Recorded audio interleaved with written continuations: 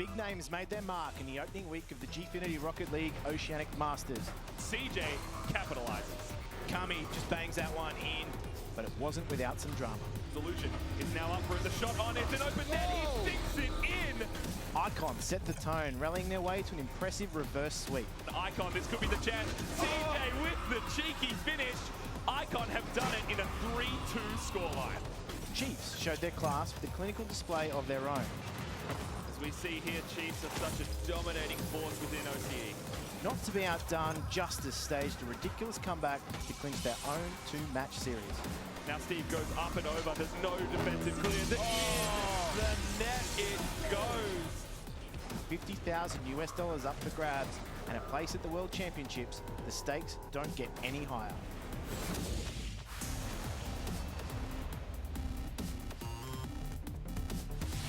The Gfinity Rocket League Oceanic Masters got off to a flyer in week one. There was all sorts of overtime drama. There was reverse sweeps and, of course, over 100 goals scored. Wherever you're watching around the world today, and, of course, in Australia, a big Easter welcome to you guys. And, of course, I am James Jimenez Cowan. I nearly forgot my name there for a moment. Joining me in week number 2 is Alex Wolfie Foldy once again. And for the first time, welcome Jake the Tyrant Edwards to the desk. Thank you. Thank you. Now, let's recap just slightly for the viewers that missed out on week number 1. Alex, there was a lot of insane gameplay in the opening weeks. Let's take us through some of the key moments for you. Well, for me, I mean, it was Chiefs' a dominating performance straight away, but we actually saw a lot of those teams that, in all honesty, like 1NE outperforming, in my mind, kind of what we initially thought they would kind of get, or the results that they actually had. Yeah, well, 1NE almost beating Justice was pretty amazing. 3-0ing Order as well, out of order. After that tragic reverse sweep. So they definitely performed. Yeah, I think for me, though, one of the biggest things was a lot of the defensive clears that happened for pretty much every single team out there. That's where a lot of the goals were scored, and I think that, especially for OCE, they really need to kind of improve on that, not only challenging in their opponent's kind of defensive spot to be able to kind of shut those plays down. Well, I think it's interesting. There was a lot of goals last week. Like you said, over 100. So maybe OCE does need to get better defense, or we could just say OCE has amazing offense. One or the two. Yeah. There you go. Let's take a look at how the teams stack up now in week number 2. Let's see where they sit on the overall leaderboard. I mean, Icon got themselves off to a good start after a very shaky start. Justice also managed to keep their noses clean with that 2-0 and a reverse sweep to keep it very, very fresh there. But I mean, out of order, they're probably looking to make amends for what was a very weak week number 1. Well, I think it was what David and I both said, that we thought out of order would be sitting at the 3rd place, but right now they're sitting flat last. Obviously, they do have, you know, some time to rectify that and maybe get towards it, but they need to be winning every single game and every single set to get where they need to be. Yeah, 1NE had a really good run last week to set them up for that solid top 4. Out of order are going to have to take a big win off probably Icon or Chiefs to make it into top 4. Which is not going to be easy. Yeah, it's definitely, you know, considering that we see Chiefs and Icon sitting at 1 and 2 positions where they're going to go, you know, the 7-0 or the 6-1, depending obviously the matchup between those two. Yep. So I Calling think it early? I think so. I honestly think so, and I think it's a pretty safe bet. Okay, I think Justice are playing pretty well. And who knows, maybe 1NE today could possibly do something interesting, yeah. Let's take a look at the fixtures today. Let's see how what these teams are up against, whether or not they're going to be able to keep those unbeaten runs going. Obviously, for the Chiefs themselves, they kick off today's proceedings. But for me, the real interesting match is actually Out of Order and Esper at the very end. Really, for me, it's actually going to be Justice and Emprox. And I don't mean to kind of shut you down there, but I think because we haven't seen too much of Justice and Emprox versing each other in kind of the mid-tier teams, it's going to be an interesting matchup that's going to kind of define where they end up at the end of league play. And I do mean to shut you both down, because the first match is definitely the best one. What? No, I think Chiefs versus 1NE will be pretty sweet, because Chiefs just stomped last week. So I think 1NE will really be able to test Chiefs, and we'll be able to see with Zen what Chiefs are like. Well, if you weren't with us in week number 1, you've already missed 20% of the action, because it is a very short format league play. There are only 5 weeks of matches to be played. Of course, within that, there are 8 teams. It's a best-of-5 round robin. and they only play each other once, so they only get one crack at each other. There's not a lot, I guess, of time to get your ducks in a row, is there, Alex? Yeah, so it's also best of 5 series, not best of 7, which pretty much means that they need to make their mark straight away. They need to come out of the gates blaring and go for it. And the big thing is making the top 4. You don't need to make top 2 or look towards those. Obviously, you want to be sitting at top 2. But as long as you make it within the top 4, you actually do have a shot at making the top 2 and actually, you know, providing a big upset that we might see in that last week. Yeah, it'll be a loser's double bracket for the qualifying. It's not going to be easy, but I'm saying that, like, you know, if you're a team that's sitting, say, out of order right now, if you're sitting at flat last and you want to make it to just make it to 4th position so you're actually in that finals week, I mean, there's still a chance always to do that. Oh, yeah, 100%. It's only been 1 week. Like, let's not try and call anything too early, but out of order do have to show up a bit. And they're playing for some fantastic prize money, which has been put up, of course, by Oceanic as well. So the prize pool is $50,000 US. There's a lot of beans on the line for these teams. Yeah, you can see right there, obviously 1st and 2nd with like a huge amount of money right there. But even if you do, or as you look down towards the 8th position, you actually do have quite a lot of money. So all these players are actually what you can call professional players, and they are professional gamers. It's pretty sweet to be able to call yourself that. Yeah. The 1st and 2nd spot is definitely way more valuable than just the money, though. Those 2 spots for RLCS overseas, crazy valuable for these players. Yeah, and you've had so much experience with that, though. Like, what does that kind of, or how does that change compared to going into league play versus the giant world stage, you know, at RLCS? Well, in league play, you are at home, so it's a bit more relaxed. Overseas, it's a bit, everyone's there. Full on. That's probably the main difference. Okay. Kind of gets You you out of your can't play in your comfort zone. underwear. It's unfortunate. Really? It's unfortunate. Secret We're going to straps right tap there. into that point later, but let's take a look at the Accolades, of course. They're also sponsored by Sonics as well. There are, I guess, a lot of dollars on the line for that season MVP, and you were saying earlier, Jake, players are breathing a sigh of relief that Drupe is no longer present. Yeah, Drupe, the one who always stole season MVP and Golden Striker. I think Torsos will be pretty comfortably taking them, although Kami had a very good first week, so I think there was also an interesting point to make, you know, Frenzy. He actually had 20 saves last week. In 1 week, 20 saves. That's an insane amount. And so looking at that Savior medal, he pretty much has it wrapped up, at least for this week now. But at the same time, though, Daisu's actually leading because Daisu only played 3 games. So because it's an average instead of an actual overall number. That's correct. So your stats may look good, but it depends on how you perform in that individual big numbers, game. that's it. That's right. And speaking of, I guess, big numbers and individuals, let's take a look at our first match. It is going to be Chiefs kicking us off this week. They're up against 1NE, who had, I guess, a breakout week, number 1. They showed their stuff, but they're up against tough opposition this week. Well, I reckon they outperformed themselves last week. They did a lot of unexpected moves and unexpected placements, winning some of those games that we didn't see them. But Chiefs did have a very dominating performance, and I don't think they're going to let up. Chiefs had an amazing performance last week. I definitely think 1NE will be able to shut down Chiefs' offense a lot better, but it will be a serious test for 1NE. It's not the same as the teams I feel like the week. first game is going to be very chaotic, and then from there we'll kind of get a very consistent play style from both of the teams. I mean, Cammy scoring 7 goals last week. Are you expecting a similar performance from him? I don't know against 1NE. I think the 1NE is a stronger team versus the Chiefs, and going up against a better team, a lot of the time you actually do play better. But obviously, you know, the Chiefs offense, it's a very daunting thing to go up against.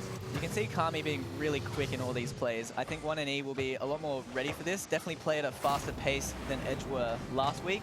So I think Chiefs will have to rely more on their good passing plays to really start scoring. Yeah, but a lot of the offensive plays from Chiefs is actually very smart, where they can place it just in spots where they're just out of reach of the defense, and it's kind of hard to be the defending team on that part.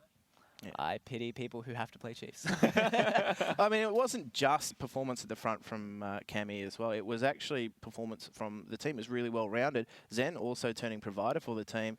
There was 8 assists for him on the board. Yeah, it's an incredible scoreline. But the thing with Zen as well, he's in those places where his team needs to be. The pass into midfield, making those plays happen for his team to finish it off. Well, it's interesting to see how Zen would fit into this team, replacing Drupe, the carry. It's interesting to see Kami and Torsos stepping up and Zen filling that support role. I think it fits him nicely, coming from that freestyle background. Yeah, I think Zen is going to be really good against those weaker teams, but up against the tougher competition, it's going to be kind of an interesting mix-up, because we might see things fall apart, or, you know, we might see it all kind of be able to stick together like glue.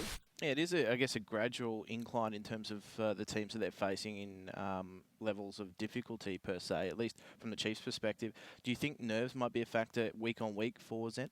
I think nerves from his teammates, not up against his opposition, but because of the pressure that Torsos and Kami would be putting on him, I feel like that's where it's going to really be. Yeah, possibly. Zen's been known to really struggle with dealing with pressure. So I think being on Chiefs with their very high expectations, he could crack, but I think they're a very solid team, and Zen's definitely looking solid, at least for now. I think we've talked about the Chiefs enough. Let's talk about their opposition, 1NE.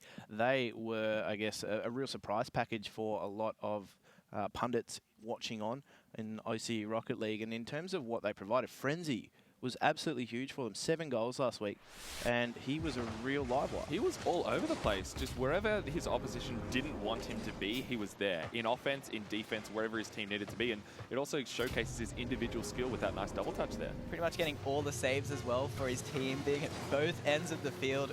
Really good performance from Frenzy, but we're going to need more of a team performance this week if you want to take down Chiefs. Yeah, you can't really kind of push the ball and hope that it's going to be sitting in the opponent's net. You're really going to need those team plays and the cohesion to get there. Only against out of order, apparently. Jake, toxic on the desk. You said it. I'm just... I know, he wants to get through things quickly, too. He's just straight to the point. But I'm going to get some predictions from you. How do you think this one's going to go? Personally, I think Chiefs, with their dominating performance last week and also with their track record of being one of the strongest teams in the region, it's going to be a 3-0.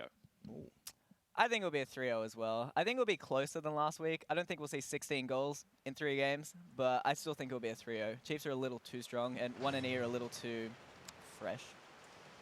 I'm interested to see how that pans out, because I don't think 1NE are such simple pushovers. I guess we'll find out. Match number 1 is about to start, and that is where 1NE are going to get themselves probably the best chance here against Chiefs. And the kickoff occurs, and it looks as though Change is making the first move, and look at that, 3 seconds into it, and the goal's already happened. Look, I don't want to say I called it, but this is the real chance for 1NE through Change as well. He has been a real revelation for them. He's played insane. And I think in terms of what he offers for the team, consistency. That's what they need against a team like Chiefs. Consistency is what you build on. Frenzy going for the offensive play, decides to whack it onto the backboard. Zen over to Torsos. Misses that one, unfortunately. It's good offense from 1NE. I like to see it. Kami now has the solo play. He's going for the roof shot, gets interrupted by Delusion. Torsos over to the side. Change, tries to pitch that one, but no, Zen gets the clear. Looks as though Delusion needs to clear this one out. Nice wall clear. Actually didn't even hit the roof, so now Kami tries to control the ball. Certainly does, and both these two teams, I guess after that opener, have started to try and settle into a rhythm as Chiefs look to make amends for that early opening goal. And 1NE have done a decent job of just repelling them so far, but these are what are dangerous. They have to repel is these in-field passes from Chiefs that were dangerous last week. Well, Kami trying to make something happen for his team. Delusion with a challenge, but Torsos actually almost got it over the top. Frenzy accidentally jumps. Now Zen tries to challenge that one in. Kami, if he passes it over to Zen, something might happen here, but no, opts for the solo play instead. Now Chiefs on the back foot. 1NE pushing forward. Delusion a little bit too far back. Torsos gets it away from his half. Yeah, they've been really solid, haven't they, 1NE? But they just need to put something on here. They need to get themselves another goal. I don't think 1-0 is going to be enough breathing room for a team of 1NE's caliber, particularly against the Chiefs. But let's see. Let's see if they can hold strong. They've done well in defense so far. Chiefs really haven't been able to find too many shots on goal. Now Zen clears it away. Just a little bit faster than 1NE for the moment. Delusion over to Change. Ooh, the angle. Nice attempt, though. I really like to see it. This is kind of what we were talking about with those offensive plays, but now the clear comes through. Torsos off to the side. Zen's there. And now Chiefs almost making it making it count. Sorry. They need to make it count. I think the talking point for me is going to be 1NE. They're not going to get a lot of opportunity against the Chiefs, so they're going to need to be really instrumental and, I guess, clinical in the way that they strike that ball in net. Now Frenzy with a roof play actually gets the touch, but Torsos patient in net, sitting right above it. 1NE could actually get another chance to push it forward. Kami, nice shot on. Zen's there to finish it, almost gets the chance. Now Kami off to the side. Oh, bit of an awkward back pass. Now Torsos on the back foot. Change, tries to challenge it away. Kami over to Torsos. Torsos has control of the ball, recognizes he has a bit of time, goes for the solo play. Frenzy, oh, almost challenged. Zen is there. Look at that, the finish. Chiefs, clinical as ever. Such a big solo play there from Torsos as well. Just dribbling that one through, runs it all the way to the net, takes that challenge there and just pops it across for Zen to put it into the back of the net. That is what Torsos brings to the team. Well, half of the game down, and it's already down to 1-1. 1NE with an early goal, and Chiefs now having a lot of the pressure on their side of the pitch. Torsos tries to clear it away. Bit of an awkward touch. Change actually demos Zen, so there is no one in net right now. Zen's able to respawn. That illusion pops it up, but no offense from 1NE right now. No, there's nothing really challenging the Chiefs at all. They're really able to just run that ball freely, and you can't let them do that. That's where they're able to get those passes off and really find ground on you too. So Zen just peppering that backboard again as Frenzy now. He's got to try and get this one away, but Chiefs are doing a decent job of even just the defensive passes. They're not really being challenged on any front at the moment. Well, we see Zen trying to go for any sort of a pass as he can get. Tries to make something happen. Torsos gets challenged away by Delusion. Sitting in the midfield right now. Kami trying to clear it away. And look at that, Torsos so ready for the pass. Frenzy actually manages to get it and challenges away from two players from Chiefs. Zen manages to make it there. Now Delusion tries to get to it. Change, bumping it off. Torsos with a nice little push as well. The passing play right in front of net, similar to what we saw from the goal previously. Now Kami manages to get control, and a nice little flick over the top almost makes it happen for Chiefs. Yeah, it's just these solo plays at the moment for Chiefs that seem to be providing the best chances for them in front of goal, and it's really keeping 1NE very, very defensive. In fact, they're very turtled up. They're sitting in their own defensive third, and they're just letting Chiefs come at them. I think they're a little bit slower to the ball right now, and Chiefs are making quick work of it, because look at that again. Zen so patient, so ready for this ball. Finishes it off. And the one time they come out of their defensive third and they start to spread out a little bit, they get caught on the counter here as well. So that's very fast from Chiefs. Zen there again just on the end of what is a good passing play and an individual play as well, as Chiefs get themselves that 2-1 lead. Well, that's the second time that Chiefs have done a crossfield pass right in front of net, and it's worked out so far. That Illusion tries to pop it up. Kami over to the side, interrupted by Change. Frenzy as well, waiting in the wings. Pops it up. Delusion is there. Oh, it was an open net. He should have been able to finish that off, and I think that was the chance that 1NE needed, but still the pressure is on. Kami misses this ball. Delusion's trying to wait for it. Kami and Torsos both challenging each other for the ball, and seems to work out. Now Delusion pops it back over the top. Kami beats Change to the ball. Zen, you see him, so patient in the midfield. But look, Torsos is there, and almost. Oh. Now Zen, look at that. He recognizes that he's trying to get away while he gets harassed and bullied, but he manages to make it out. Now the crossfield over the top with 15 seconds remaining. Chiefs, 1 goal ahead so far. 1NE, this might be their last shot at it. Now Change has a bit of control, pushes it to the center. Booted away by Kami. Frenzy gets to it. Delusion tries to challenge it away. 1 second remaining, and I think Chiefs have taken the first game. They certainly have, and from their perspective, it was a very slow start. I mean, 3 seconds was the only goal that came to fruition for 1NE, and look, I think maybe they were a little bit too defensive in the way they played. They let Chiefs have a lot of run of the ball and let them, come at them from that perspective. They were very much turtled up, but I'm going to leave it to Jake to break that down. Jake, what did you make of, I guess, the 1NE showing against Chiefs? I thought it was really solid in the midfield from both teams. They were really pinging it back and forth. But those 2 dribble plays from Chiefs and then Zen just sitting middle really just... 1NE are going to get themselves probably the best chance here against Chiefs. From Chiefs' perspective as and it well. looks as though Change is making the first move. And look at that, 3 seconds into it. And has control of the ball, recognizes he has a bit of time, they were goes happy for the solo play. Frenzy, run those individual almost plays. challenged. Zen is there. Look at that, the finish. I Chiefs, kind of like hearing my own voice. they're a little bit slower to the ball right now, and Chiefs are making quick work of it, because look at that again. Zen so they have, and from their perspective, it was a very slow so start. Definitely, I think 3 seconds Zen really playing very well against 1NE right there, and I think it was really good because 1NE were actually, as you said before, they're on the back foot, but it's because Chiefs were able to put the pressure at the right points to force NE not to make it. And just quickly from you, Jake, what do you think 1NE need to change up going into game number 2? I think they were leaving a lot of their chances not taken very clinically. So they had a few really good passes set up, and they just weren't executing properly to punish Chiefs. It was a little too up in the air, a bit too slow. They need to really quicken it up and so they need to be Chiefs. a bit more clinical with the way that they operate. Yeah, exactly. Well, game number 2 is underway, guys. We're going to jump into that as we do see 1NE again just going fast and direct towards that goal as, well, Chiefs need to be careful because I think in the opening exchanges it's looked best for 1NE, but they've really done a good job of locking them down later on in the game, haven't they, Alex? Yeah, Chiefs doing the solo plays because they recognize that's kind of what's working against 1NE so far. But look at that Delusion. Ooh. Top bins and in the boomer. Certainly a fast play from end to end there. Delusion has been probably one of the most unpredictable players in that 1NE lineup. and he gets the result there as well. So they get themselves off to a 1-goal start early on, but they need to find more than that against the Chiefs. Well, we've seen it happen just before, and then it ends up the Chiefs kind of whittle them down to make it towards, or to make it a win for the Chiefs. Now Frenzy tries to grab the ball, has nice control, flicked over the top. Torsos challenged it away, Delusion popped it over, but again, passing the play. What a nice, clean shot from Kami. And this is what we saw from them in week 1. These clean shots, these infield plays, and Zen just to Kami there. We saw that combination a few times in week number 1. I feel like we're going to see a lot more of it throughout the course of this match. I think it was a really smart play from Zen. We saw him before as well last week getting an insane number of assists, and I think he's going to be doing a similar number this week because so far he's been doing too well in the midfield. Now Zen, he's up for it, tries to actually make it happen for his team, but look, the unrelenting attack. Frenzy manages to get to it. Torsos.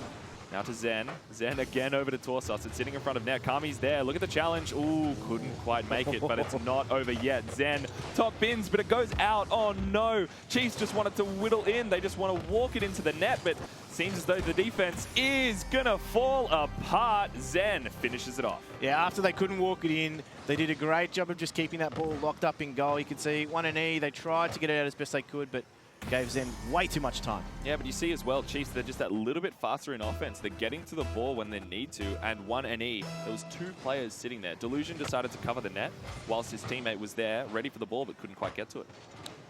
Now we've got to find out whether or not 1-E have it in them to make a reply, to get themselves another goal. We know that they're capable of producing them. The question will be, from me, whether or not they can do it now under pressure, under a lead now that Chiefs have started to build. Now look at that though, Kami putting the nails in the coffin, saying 1-E, there is no chance for you now. No, they've really started to tighten that grip somewhat, and even then you can see they're faster to the ball. Kami had plenty of time to get to that, and this is where they're getting beaten out now, 1-E. Just a little bit slower to that ball. They need to sharpen up. Chiefs challenging the ball away, and now Frenzy tries to go for a roof play, but the ball was sitting a little bit too low, unfortunately.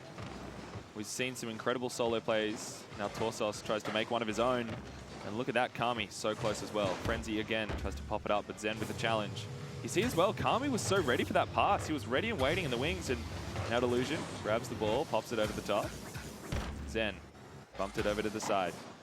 Challenged away, Torsos might have a bit of a solo play, but change over to Frenzy. Kami tries to bump it into the center, but no one from Chiefs is ready for it. Now Torsos, they're on the back foot, trying to get the touch, nice little 1-2 play. But Frenzy seemed ready and waiting for that ball. Certainly was, and might even do some damage here again. He was really starting to amp things up for them last week. Maybe he needs to be that lead from the front style player that they need to draw inspiration from if they're going to topple the Chiefs. Right now they are 3-1 down, and looking for their second. 2 goals lead at the moment. It's not a very sure lead in Rocket League. A lot can happen in the last minute, and there's still plenty of time to play, that's for sure. Really nice wall clear from Frenzy. They are 2 goals down. They still do have a chance. We've seen them do some incredible things and pull something out of the hat, but the free jump from Torsos working out. Change over to the side now. Actually gets demoed away by Zen. Zen says, any chance of an offense? Not today. Frenzy takes control of this ball. Again, going for the roof play, can't quite get it, but you see Torsos so patient in net. No jump, no nothing. Rock solid defense from the Chiefs. Now Zen tries to make one of his own, pushing it to an open net, but Delusion is fast to get there. Certainly was, and there was no one in that challenging from Chiefs. The only attacker was bumped away, so now let's see whether or not they can start to lock them in here. There's a dangerous touch. Infield pass looking, but no third man was up from Chiefs. Very cautious play from Zen here as Kami comes into cover, but I mean, both these 2 teams right now, they seem to be happy with where they're at. Neither of them really pressing forward for defense. They're not pushing numbers up. They're very patient, and I think that's very telling of 1-E's game style, but they need to push forward for that second goal sooner or later. 1-E definitely on the back foot.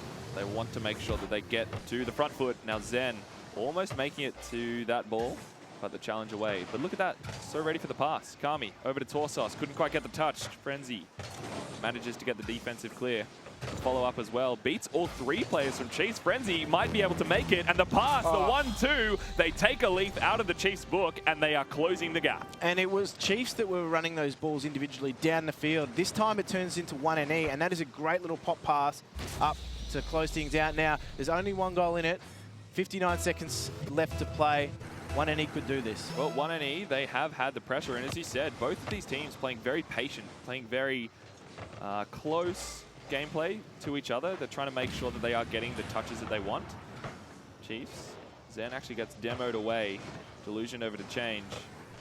Seems though 1NE making these passing plays count. But look at that, the nice little fake from Frenzy. But oh no, Kami might be able to punish this. He tries to go for the bump, and now Torsos off to the side. The Chiefs trying to finish it off. The touch in, and it just misses the defender. The second one from Zen. This was class from Zen as well. You can see him just sitting around and poaching that one. That is very nicely done. Not an easy angle to make, but he makes it look so easy. He really does, and I really liked it as well. Coming out of the net, flipping his car upside down, then doing a front flip to make it into there. It's a testament to his mechanical individual skill. Now Delusion tries to make a touch there, couldn't quite get it. 30 seconds to go, and 1NE back at the goal deficit that they were earlier in this match. But the double commit now, change. I think he's playing a little bit scared. He's worried. Needs to be pushing forward. Zen and Torsos. Sorry, Zen and Kami.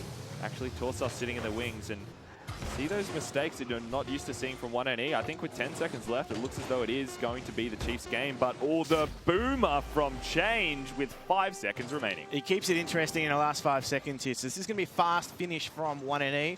And they've only got 5 seconds to do something with it. I don't know if Chiefs are going to allow that margin of error to occur, particularly this late in the game, but it is Rocket League and anything can happen. Anything can happen. 5 seconds remaining. We've seen them score in 3 previously, but I think that might be it. Kami bumped it off to the side. Delusion has control, pops it over the top, up to change. This is the chance. Can he make the double touch? Oh no, Frenzy! No, it sits right in front of net. Way. Chiefs breathe a sigh of relief. That was going to equalize the game. Oh, I'm going to need makeup over here. That is heartbreaking to see. I'm going to have to wipe the sweat from my brow. No doubt Chiefs are doing the same, Jake. Yeah, they really had that at the end there. I think Torsos panicked a bit, missed that backboard. I was really surprised that I think it was Change didn't hit that double touch. That was bad. Yeah, but also we saw the ball, I think it was, what, about 4/5 of the way into the net. Yeah. I didn't think that shot was possible, actually. So he did pretty well to even get that shot from what I saw. But yeah, crazy finish. I guess it'll give 1NE some excitement coming into game 3, but that'll be pretty sad as well. Yeah, it was kind of back and forth though the entire game though, Jake. I felt like Chiefs did a really good job of breaking down the defense, but then 1NE kind of cleaned it up a bit. Chiefs are doing some awesome passing right now. They're really pushing a lot of players forward and then really sniping them really clinically. I thought Frenzy got punished being too slow front post as well, so he's really going to have to clean that up. That's just a problem of just maybe not playing against these fast teams like Chiefs enough and just getting caught off guard. So hopefully he can work that out. Yeah, the tough thing is as well is that you have to adjust to it now because there's no second chances for this. Yeah, no, I believe in Frenzy. I think he's You believe in Frenzy? Not in 1NE, just in Frenzy? Frenzy carried them last week, stats-wise, so I believe in Frenzy. Thus believing in 1NE. Okay. To maybe win game 3, but I did predict 3-0. So. That's true. I mean, Chiefs are looking very, very comfortable in this matchup. I mean, it's safe to say that. Yeah. I think they do. I mean, they were, basically 2 goals ahead for the majority of that game, and obviously it was a bit shaky towards the end of it. But as we get into game 3, I think with both of these teams, with Chiefs wanting to finish it off with a clean 3-0 and 1NE wanting to get back into the series, anything could happen. It certainly is the case. And 1NE, maybe they start to believe now. Maybe they have a glimmer of hope as that goal, unfortunately, was just touching before it went in the back of the net. And a 0-second goal would have been on the cards had it been just a touch higher. So they've been potentially, robbed of what could have been thanks to physics. Well, a good idea isn't to dwell on the past, but I think 1NE need to look towards the future. And Chiefs, they're saying that this game is theirs. Kami gets control of the ball, lifts it off to the side, goes for the solo play, which worked out last time. Delusion challenged away. Zen over to Torsos, the 1-2 pass and change with a really nice block, but they're not out of the woods yet. Kami challenged. They need to challenge this ball, but look at that. Delusion with a good pop off to the side. Yeah, I mean, when it takes Chiefs now some individual plays to get things going, I guess you can take confidence from that from 1NE's perspective. They just need to make sure that they get themselves going in front of goal. They're not going to get a lot of chances, as I said before, so they really need to make sure they take them. Well, Chiefs, I feel like, do have a bit more room to play with. Now 1NE. Frenzy tries to get the touch, couldn't quite make it. Can he do a follow-up? He does. Torsos. Kami waiting to the left. Trying to grab enough boost so that he can be ready for Zen's pass. The cross field, it goes back, and actually the triple commit, it seems, from 1NE. Oh, the 1-2 pass, and they make use of the space. They certainly do, and they're given a lot of space here as well. And change there. This is where 1NE look very dangerous, is on that counter, because they do turtle up. So Chiefs need to be careful that they don't get caught in a trap of sending numbers forward too far, because a transition from attack to defense and back again from 1NE is very quick. I think the biggest trap for them is actually scoring the first goal in the entire game and then basically losing the game later on. So not only do they need to hold on to this lead, but they need to actually make use of it and probably make it a bit larger. Now the challenge from Kami. Change, ready in the net. Now gets the follow-up.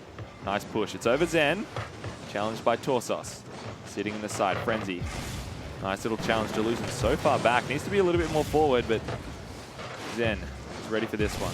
Off to the side. Torsos pushed into center. Delusion banged it across 1NE. Keeping the pressure on, but Torsos with a great challenge. Gives his teammates some space to go and grab some boost and be ready for the pass. Frenzy trying to clear it into the corner. Ooh, actually gets a second touch on that one. A lot of work to be done here for 1NE. They're going to get themselves out of this as that challenge in front of goal. Vital to keep Kami out, as again these infield passes, they produce the results. Well, Torsos was so ready for that one. He read that about 5 seconds before it even happened. You see Kami grab the boost, back off, smart play from Zen. The 1-2 passing plays, we've seen it before. And now Chiefs are looking like they're trying to take back this game.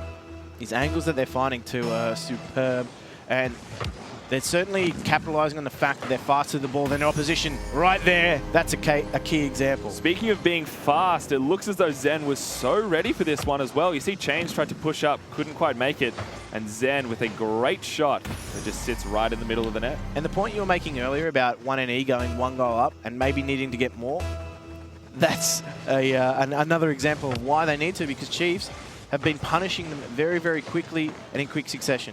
Yeah, well, Zen now sits with an open net, manages to beat out 2 defenders with a challenge and a pop up the top, and Chiefs seems to be walking away with this one. Yeah, and just that miss there, that proves vital, because there's no one coming back in time to stop that from being in the net. This is actually a bad thing about trust, is that they have so much trust for each other that they're going to make the challenges and hit those balls so that they actually get out of position when they actually miss it. No Delusion. Popped it up. Torsos has control. Challenged by Change. Going for the push towards middle. Nice one. Frenzy actually gets the touch. Is Delusion there? He is. Oh, a little bit too slow though. Torsos managed to make it with the 2 boosts that he had. Now Zen, so ready for the pass. Torsos with a great challenge actually. Manages to beat Delusion. Change is the last man. Zen, of course, going for the pass to Kami over to the corner. Now tries to get the touch, but Change manages to make it there. Torsos off to the side. Up it goes, and down it comes. Zen almost bringing in the banhammer. Now Frenzy tries to get it over Kami. Couldn't quite make it there. Zen challenges Change. So it seems though Chiefs would have a moment of respite, but the pressure on from 1NE. And this is do or die now for 1NE. This is potential points in this series on offer. They're going begging right now, because this is series point for the Chiefs. And there's another goal from Zen. Very nearly puts it over, but thankfully that second touch rescues him. Zen goes for a great double touch. The smart play. He saw Change go up for it and Delusion. The 1-2 down and in. Zen, the mechanical skill, the prowess, and the positioning all working out so well for the Chiefs right now. And it's 4-1 right now as 1NE. Maybe they start to run out of steam in this matchup. It was always going to be very tough for them. They've proven they can get goals, but it just hasn't been enough against the Chiefs, who really have started to wake up and punish their opposition. Now it was a bit of an awkward melee in front of the net there. Now Zen gets challenged by Frenzy. Kami up to the ball. Tries to push it away to the side. Change manages to get to it, but seems as though all of the Chiefs are bullying Change in the corner. Not what he wanted to be there. Frenzy actually passed it up to Zen. Zen over to Torsos. Where is Kami? With 55 seconds remaining, the miss from Delusion, almost costing his team a goal there. Now Zen off to the center. We've seen it time and time again. Torsos takes the shot, couldn't quite make it there. The touch up to the top. Frenzy, up he goes. Now Zen tries to make it the pass over to Torsos. He's so aware of his team's position. And Chiefs are going to have to make some very, I guess, catastrophic mistakes in the last 30 seconds here to surrender that 3-goal lead. We've seen it before from other teams, but I just don't see that happening from the Chiefs. Yeah, well, I mean, both Jake and I called it. The 3-0 from Chiefs, and I think that they've done such a good job of basically disassembling 1NE's defense. Did you just sass me? A little bit. Okay. But as we see here, still they're going for the aggressive passes. They're just trying to pad the stats, and with a 4-1 victory and a 3-0 game series victory, Chiefs are sitting pretty right now with a 2-0 in league play. And now with 0 seconds, Chiefs have done it. A clean 3-0. We love to see it. And I think as well, 1NE need to go back to the drawing board, but Chiefs with a dominating performance. Certainly was a dominating performance from the Chiefs. Jake, I know you called it. You didn't sass me, though. Oh, I wouldn't be that mean. A bit more humble in your prediction victory. Yeah. Mean man. I'm a mean man indeed. But Jake, for you, what was actually kind of the big thing that Chiefs did to pretty much put them way ahead of 1NE? They just passed really well, and 1NE weren't able to intercept them. They were just a little too quick every time. That pass was nice from 1NE, though. If they could have pulled more of that off. But Chiefs were just really running circles. You can see Frenzy there, slow again. Shouldn't have believed in him. So a little bit slower in defense, and then it was those midfield passes which really did it for Chiefs. I was really impressed with Zen, I have to say. Again, we saw him doing those passes and, again, being able to make those solo plays with a nice double touch Yes, that we Zen, saw as well. Zen had an awesome game 3. You see that air dribble there. Here's this double touch. I actually thought he missed it, but he's just better at reading those than I am, I guess. It was pretty awesome. He read that it was bouncing down off the crossbar. So Yeah, it was a really kind of hard touch to read, and apparently he did, and it worked out in his favor. Yeah, Zen's pretty nuts. Yeah. But, I mean, from 1NE's perspective, they're going to be disappointed with the fact that last week they came out of the gates with a really good performance. They really pushed some teams where I guess someone thought that it wasn't going to be possible. This week, very disappointing for them. I mean, it's a tough ask, though, against Chiefs. I actually wouldn't be disappointed if I was 1NE, because you are going up against like the Goliath that Chiefs is. And so you can't be sitting there thinking that we should be 3-0ing them. In the way that the first 2 games petered out, they were very close and almost going to overtime in game 2 with just missing the ball and not being able to make it into net is a little bit heartbreaking. Yeah, I don't know. Most competitors aren't particularly happy with 0-3, though. I think they've learned a lot this week. I think they really have learned that they need to be a lot faster, at least against Chiefs, because they're really getting torn apart by their passing plays.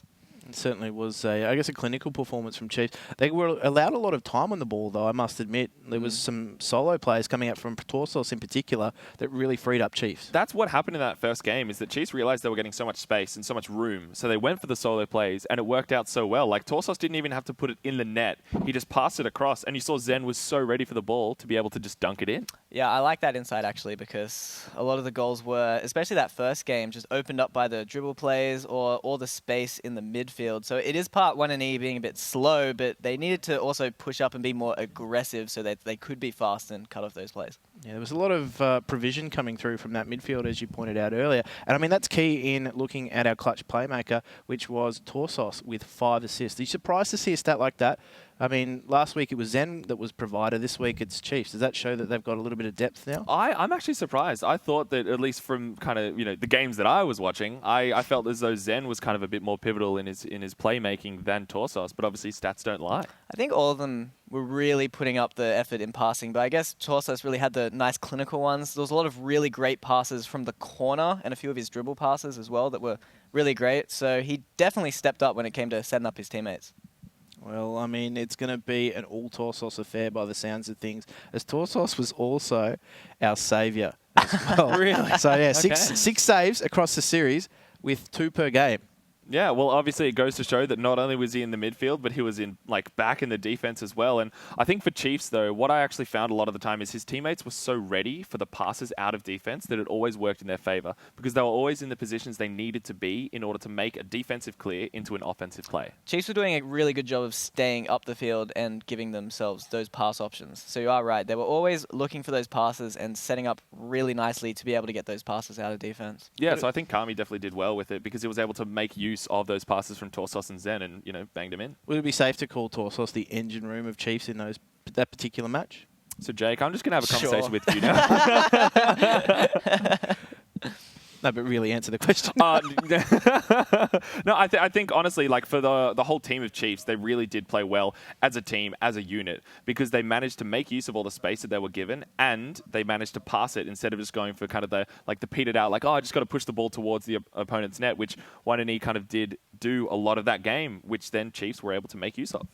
I think 1NE definitely were able to put up some really nice passes. They did get that nice one in game 3. I think, yeah, they played a little too much ping pong. They'd pass the ball to Chiefs, and then as you were saying, Chiefs were great at passing out of defense, passing just all around the field, and 1NE only were able to really set them up in the midfield, and Chiefs didn't really let them I feel get like there. 1NE were a bit nervous with it, though, because they were going up against the Chiefs, but a lot of the time, when they were like, oh, we should go for a pass, they're like, oh, the Chiefs will be like a bit faster, so then they wouldn't be in the spot. Like, I feel like, I don't know, I feel like the mental game would go into that. It could. It's hard to see that. It could. Well, it is time for our Dare Golden Striker.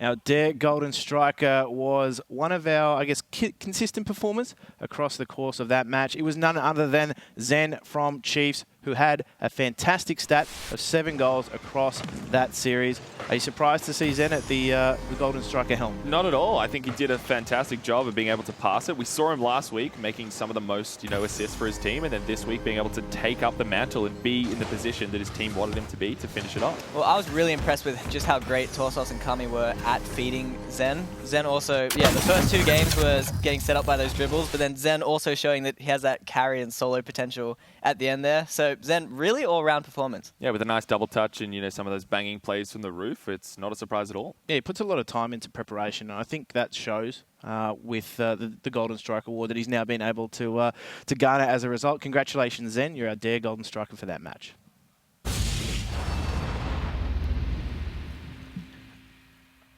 All right, let's talk men of the match. Let's talk MVP. For you, Jake, I'm going to start with you this time because Alex always likes to get his word in first. Who is your MVP? I think you'd have to go with Zen. Zen opened up the series with the 2 goals for them and then really carried them through game 3. I was really impressed with Torsos' passing the whole way through, and Kami didn't screw up. I guess I did see. Kami really fit in nicely, but I have to say that Zen really stepped up and was really the highlight for me in that series. Yeah, I'm going to go with Zen as well. I think that he did a fantastic job in the midfield and being able to be in the positions that his teammates wanted him to be in. So he was not only pivotal in kind of the midfield, but also in that offense. Well, there you go. There's, I guess, the breakdown from our expert analysts. Do you agree with them? Do you think that the MVP was perhaps someone else on the field? Why don't you tell us on Twitter or Facebook? We'll get that right eventually. Kids, I'm from the internet. You'll see that later on. But Gfinity AU, tell us what you think. Tell us whether or not you agree. Tell us whether or not you think that it was someone else in the field. You will have your say as we will go to a break, guys. Don't go anywhere. We've got more action coming up next from the Gfinity Rocket League Oceanic Masters.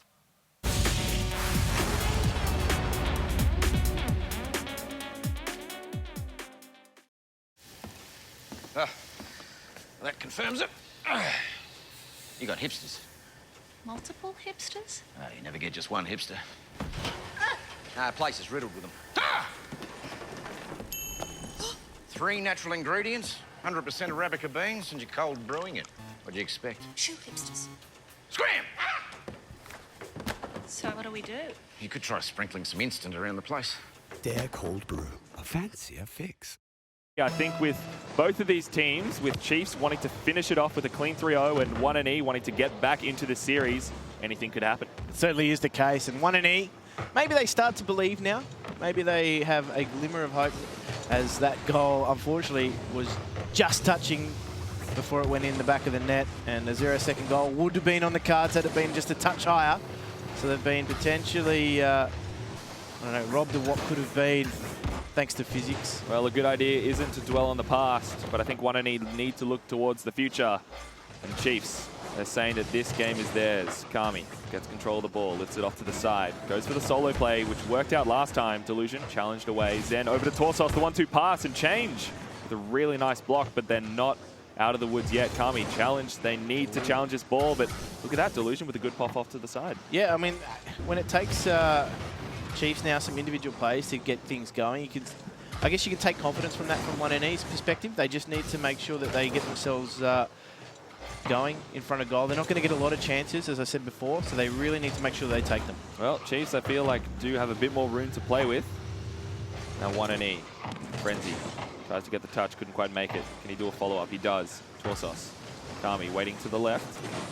Trying to grab enough boost so that he can be ready for Zen's pass. The cross field, it goes back, and actually the triple commit, it seems, from 1-E. Oh, the 1-2 pass, and they make use of the space. They certainly do, and they're given a lot of space here as well. And change there. This is where 1-E looks very dangerous, is on that counter, because they do turtle up. So Chiefs need to be careful that they don't get caught in a trap of sending numbers forward too far, because a transition from attack to defense and back again from 1-E is very quick. I think the biggest trap for them is actually scoring the first goal in the entire game and then basically losing the game later on. So not only do they need to hold on to this lead, but they need to actually make use of it and probably make it a bit larger. Now the challenge from Kami. Change, ready in the net. Now gets the follow-up. Nice push. It's over Zen. Challenged by Torsos. Sitting in the side. Frenzy. Nice little challenge. Delusion so far back. Needs to be a little bit more forward, but Zen is ready for this one. Off to the side. Torsos pushed into center. Delusion banged it across 1-E. Keeping the pressure on, but Torsos with a great challenge. Gives his teammates some space to go and grab some boost and be ready for the pass. Frenzy trying to clear it into the corner. Ooh, actually gets a second touch on that one. A lot of work to be done here for 1-E. They're going to get themselves out of this. As that challenge in front of goal, vital to keep Kami out. As again, these infield passes, they produce the results. Well, Torsos was so ready for that one. He read that about 5 seconds before it even happened. You see Kami grab the boost, back off. Smart play from Zen. The 1-2 passing plays, we've seen it before. And now Chiefs are looking like they're trying to take back this game. These angles that they're finding too are superb. And they're certainly capitalizing on the fact that they're faster to the ball than their opposition. Right there, that's a key example. Speaking of being fast, it looks as though Zen was so ready for this one as well. You see Change tried to push up, couldn't quite make it. And Zen with a great shot that just sits right in the middle of the net. And the point you were making earlier about 1-E going 1 goal up and maybe needing to get more, that's another example of why they need to, because Chiefs have been punishing them very, very quickly and in quick succession. Yeah, well, Zen now sits with an open net, manages to beat out 2 defenders with a challenge and a pop up the top, and Chiefs seems to be walking away with this one. Yeah, and just that miss there, that proves vital, because there's no one coming back in time to stop that from being in the net. This is actually a bad thing about trust, is that they have so much trust for each other that they're going to make the challenges and hit those balls so that they actually get out of position when they actually miss it. No delusion. Popped it up. Torsos has control. Challenged by Change.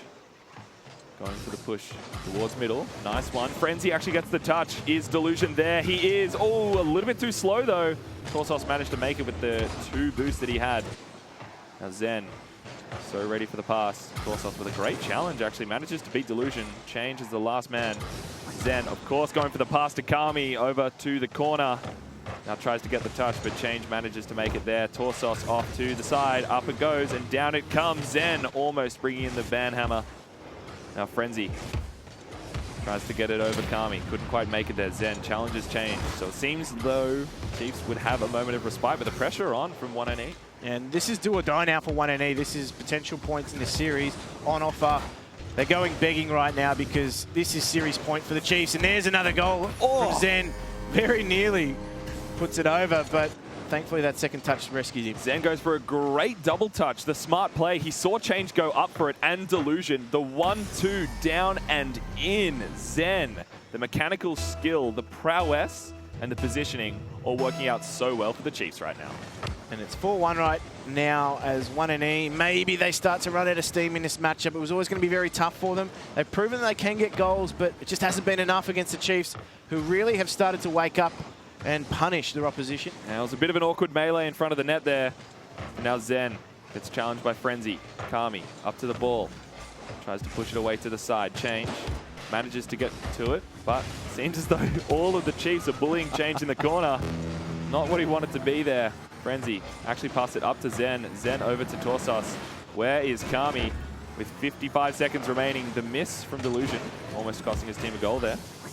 Now Zen off to the center. We've seen it time and time again. Torsos takes the shot, couldn't quite make it there. Touch up to the top. Frenzy, up he goes. Now Zen tries to make it, the pass over to Torsos. He's so aware of his team's position. And Chiefs are going to have to make some very, I guess, catastrophic mistakes in the last 30 seconds here to surrender that 3-goal lead. We've seen it before from other teams, but I just don't see that happening from the Chiefs. Yeah, well, I mean, both Jake and I called it. The 3-0 from Chiefs, and I think that they've done such a good job of basically disassembling Gfinity defense. Did you just sass me? A little bit. Okay. But as we see here, still they're going for the aggressive passes. They're just trying to pad the stats, and with a 4-1 victory and a 3-0 game series victory, Chiefs are sitting pretty right now with a 2-0 in league play. And now with 0 seconds, Chiefs have done it. A clean 3-0. We love to see it. And I think as well, 1NE need to go back to the drawing board, but Chiefs with a dominating performance.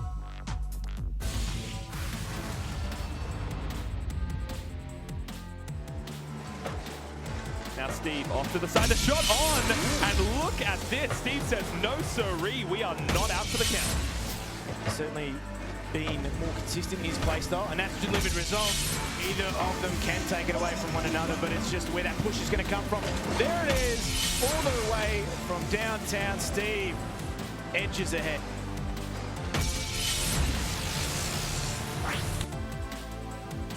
It was a coming-of-age performance from Sexy Steve last week. He managed to lift Justice to a reverse sweep against 1NE.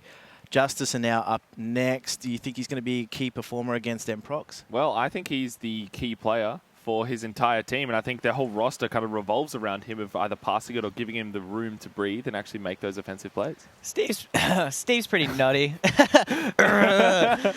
We got buttons for that. Steve's pretty nutty, you were saying? Yeah, Steve's pretty nuts. I think Misty's pretty nuts as well, though, honestly. I think Misty had a pretty slow first week, but I think Steve's definitely the carry, but I'm hoping Misty can step up this week. Well, let's take a look at the teams as they line up. We, of course, have Justice and then their opposition in Emprox. Now, you were a former teammate of Sexy Steve on that Brisbane Deceptors Gfinity Elite Series roster. I mean, give us a little bit of insight. Tell us what makes these guys tick.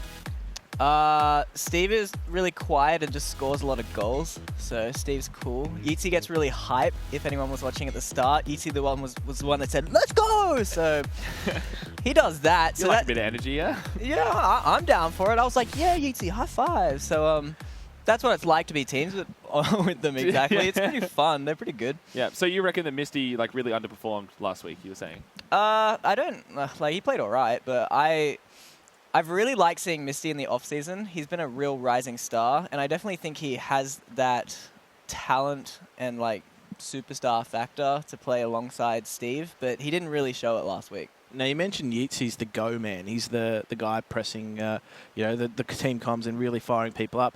He was a key performer for them last week because his, assist rate was quite phenomenal. I think he had 10 assists across his matches last week. I mean, are we going to see more performances like this? We saw him, again, really just being provider for them. Yeah, Yeezy puts a ton of effort into passing and making sure he's a good teammate and his teams are playing really well. And when you have a shooter like Steve on the team, it's just the smart thing to do. So I think with Misty as well, he is a very good aggressive player when he gets the chance to be. And because of that, it means that Steve and Misty are kind of, pulled up by Yeezy because Yeezy just wants to pass it all the time. It's a good way to be, though. It's a good team, a rounded team performance. Let's talk about Emprox, though. They had a baptism of fire coming up against Icon, one of the, the teams that are earmarked to be there on the final stage. What do they need to do this week to, to amend their opening week woes? Well, I think in this specific matchup here, if they shut down Steve or Misty and they make sure that there's no offensive plays at all, if they just challenge in the midfield really fast and play that fast game that we see from, say, Chiefs and Icon, if they kind of try and emanate that, they'll be able to shut them down completely and be able to basically tear apart their defense. I do like the idea of that. That's really the separating factor between the best teams and the lower teams generally is how quickly they punish and challenge. Like we were talking about in that last series, 1NE weren't really able to cut off Chiefs passes, and it should look like a similar situation unless Emprox do really step up. Yeah, because it's either they're going to sit back and kind of let those offensive plays happen, then they go, oh, it's going in the net now. That kind of sucks. It's like, they need to make sure that they're actually getting in there and getting in the ruckus to actually make those offensive plays happen and make sure as well they're not stuck in defense the whole time. It's time to put your money where your mouth is. Where do you see this matchup going? I honestly think it's going to be Justice. I feel like it's going to be a 3-1. I think it's going to be a 3-0. I think Justice is pretty good. And I think Emprox really didn't show too much last week. And they could have scrimmed a lot, but I think Justice is a really good team. I think Justice is a bit of an undertone there for the amount of scrims that they do. I don't know. no insight whatsoever. No. I mean, from Justice's perspective, they were in the same position as Emprox last season. We're about to find out how they go against a team like Justice.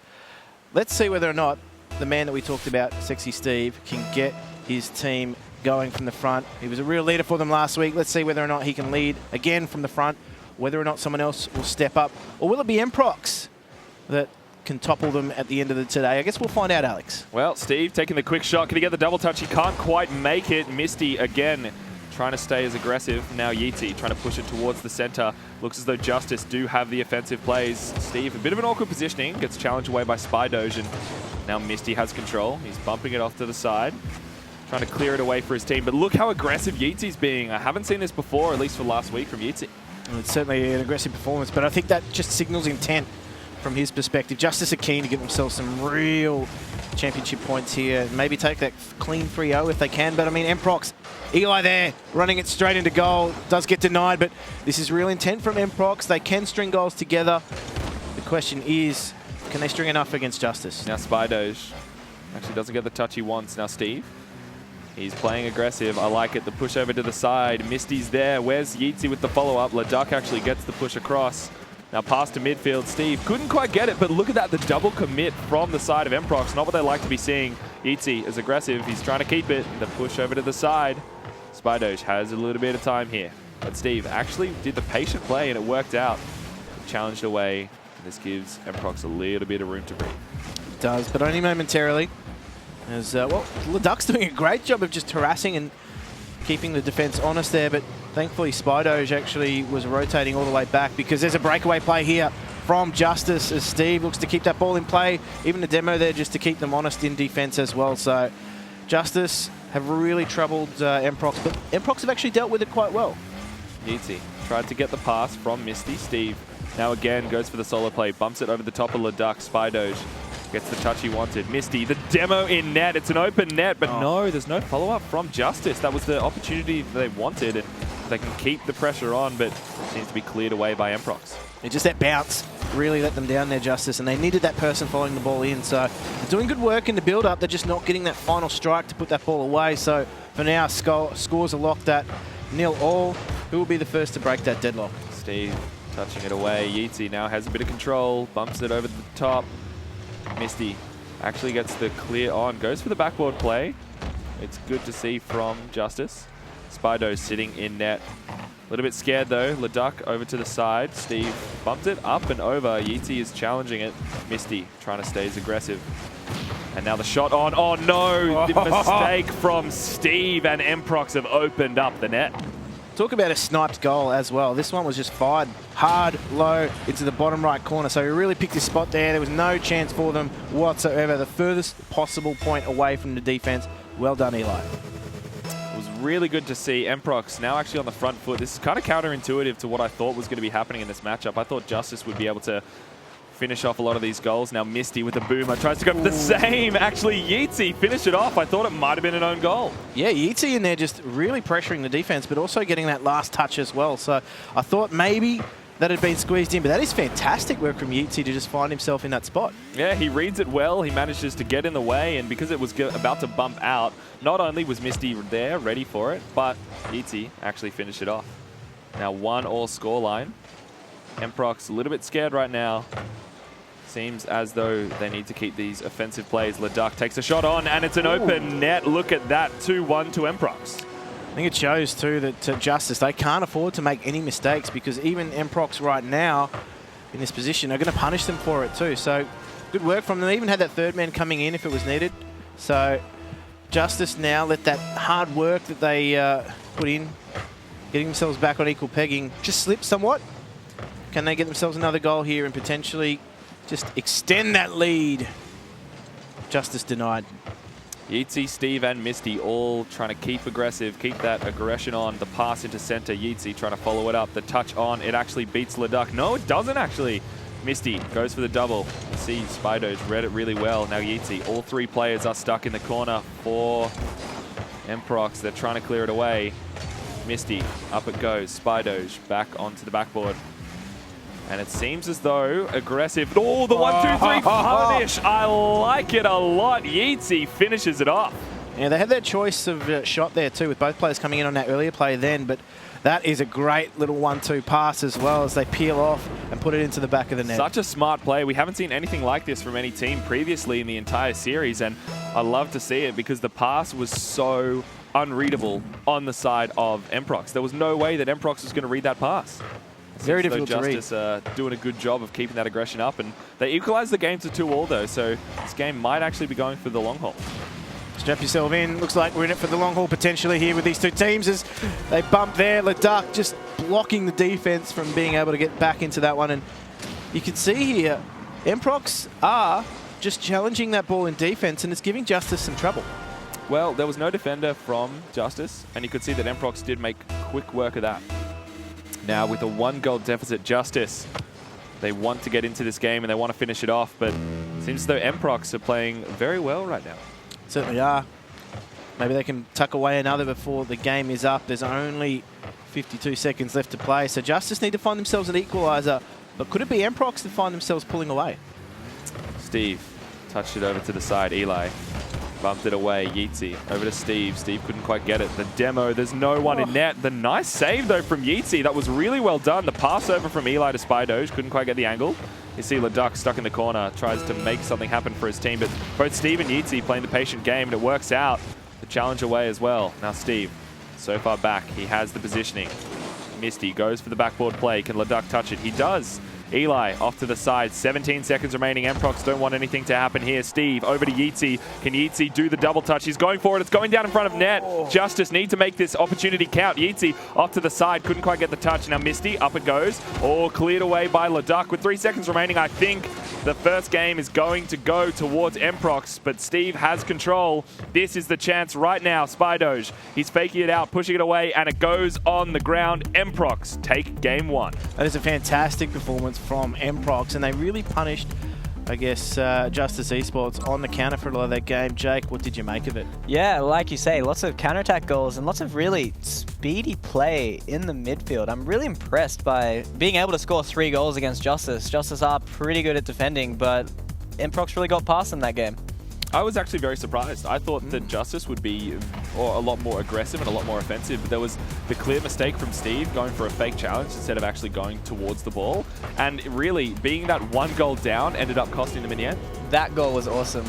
I thought Justice played pretty well in attack. I thought they were really offensive and making some good chances, except Emprox did a good job of just stopping that one last play and stopping them from getting that clinical finish. Well, it was a high opportunity game. Both of these teams scoring or going for the 8 or 9 shots, and both of these teams as well managing to clear it off. But you could tell that they were making opportunities happen, but they just need to make sure that they actually count and they can score the goals. I like that, a high opportunity game for sure. It was definitely a close game, and 3-2. It's a great way to start the series. I'm not sure where it's going from here. I thought it might have gone to overtime. Maybe it's a game of opportunity. I guess we'll find out in just a moment. But I mean, from Justice's perspective, there were a lot of chances that they let slip. I was actually really impressed with that passing play that we saw from them. They had the 2 players go in. Could have faked gone either way, but the passing play as a result was fantastic. They're going to get underway now in game number 2. Can they get themselves back on top here in this matchup, or will Emprox start to pull away? Game number 2 starts out, and Steve bangs it into the center, just passed over to Leduc. Leduc now tries to push it off to the side. Misty intercepts it. The miss on the defender. Eli, up it goes into the corner. You see Steve so ready for this one. Actually goes for the pass instead, or maybe tries to go for a flip reset instead. Now Misty into the midfield. Gets interrupted. Steve has a little bit of time, didn't have enough boost, but now grabs it. Bumps it away. You see Yeezy as well. Very aggressive. I like to see it from Justice, and Leduc off to the side now. It looks as though Emprox might be able to do something here. Pushing it away. Eli tries to get to this ball. Manages to touch it into the corner. Yeezy, good receive. He's just looking to get that passing play going here, Justice, at the moment. It was fantastic in game number 1. They just weren't fast enough on the ball. I feel as though that's what they need to make amends for here, and starting to do so. But are they going to be getting that opportunity in front of goal as they were in the last game? That's the question. But will both these teams knuckle down in defense? Yeatsy tries to pass it over to his teammate. Steve realized the boomer was too large. Misty, pass over to Yeatsy. Yeatsy actually backs off instead. Now Misty trying to reposition himself, get himself in a good spot for his team. Eli might be able to make the double touch. Steve challenges it away. Misty onto the backboard play. Steve actually gets the touch. This is the chance for justice. Ooh, the shot on from Misty, but the save from Eli keeps him in the clear. It certainly was well read from Eli as well. He was coming in and not easy to make that save, so it's time it just perfectly. But keeps Emprox alive in this, and even just a deep touch there sends a shot into the upright, but the follow-up can't be made. The double touch, or sorry, the double commit from Emprox not working out. Misty now grabs the boost, goes for the solo play. 1-2, double touch, it's on the backboard. Yeatsy is there, the boomer. Spydoge needs to get to it. Oh, the save! I thought he might have missed that one, but no. Just coming in clutch. Now Steve onto the backboard. Spydoge has enough boost to actually go for it now. Misty up and onto the backboard. Yeatsy needs to get up for it. It's sitting there, it's right in front of it, and it rolls into the net. Justice Esports open up the game 1-0. And this was patience rewarded for them. They weren't overcommitting numbers here, and Yeatsy had a lot of time to just pick his spot as well. So uses the upright nicely, gets that ball into the back of the net, and Justice find themselves ahead. Contrary to last game, Justice are now on the front foot. A lot of the time they spend it on the back foot, needing to claw back those goals. And I think a lot of teams as well, they like to be sitting ahead because it means that they have that safety net or that buffer. Got to ask you, Alex, are you a dancer by nature? Because you do mention footwork a lot. Nice little backboard play from Emprox. Steve challenges the ball away. Yeatsy. No, I just really wanted to let that have dead air there. Eli over to the side. Spydoge tries to touch it, pushes it away into center. Yeatsy actually gets demoed away. Misty now so ready for the ball from Steve, but seems like an awkward double touch. Misty tries to get to it. Yeatsy cleared it away, up and over. Steve gets challenged by Emprox. Eli, a bit of an awkward spot. No one really wants that ball, actually. Everyone kind of backed off like a gentleman's agreement, saying that no, we don't want to go for that ball because we both missed it.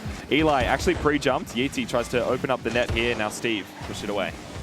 Need to do some defending now, Justice, as well, as Emprox finally find themselves some momentum. Eli looking for a touch there, but can't be found by Spydoge as Justice get themselves out. But from Justice's perspective, they're actually having to do some defending here now after the hard work they put in getting their goal. So Emprox, I like this. They're not sitting back. They're actually upping the ante a little bit and just trying to push Justice a little bit further. Steve trying to push it towards net.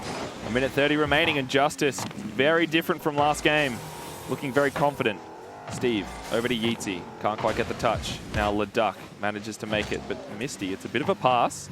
Misty over to the side. Both Yeatsy and Steve are over there, but no one's ready for it. The awkward interruption. No one really knew what was going on. Yeatsy now push it away. Eli, nice little touch. Spydoge, away it goes into the corner. Now Steve, it's an open net. Can he make it? The shot on. Steve never misses those chances. Yeah, he had an open net to pick from as well. So great work from Justice again in the build-up. And I feel like both teams are starting to really show some confidence, and that works on the side of Emprox. It's just not coming off in terms of goals as well. So Justice are confident, but they're also locking down and minimalising their mistakes. I feel like Steve has actually had so much more room to play this entire game, and it clearly shows because he managed to make that great shot there.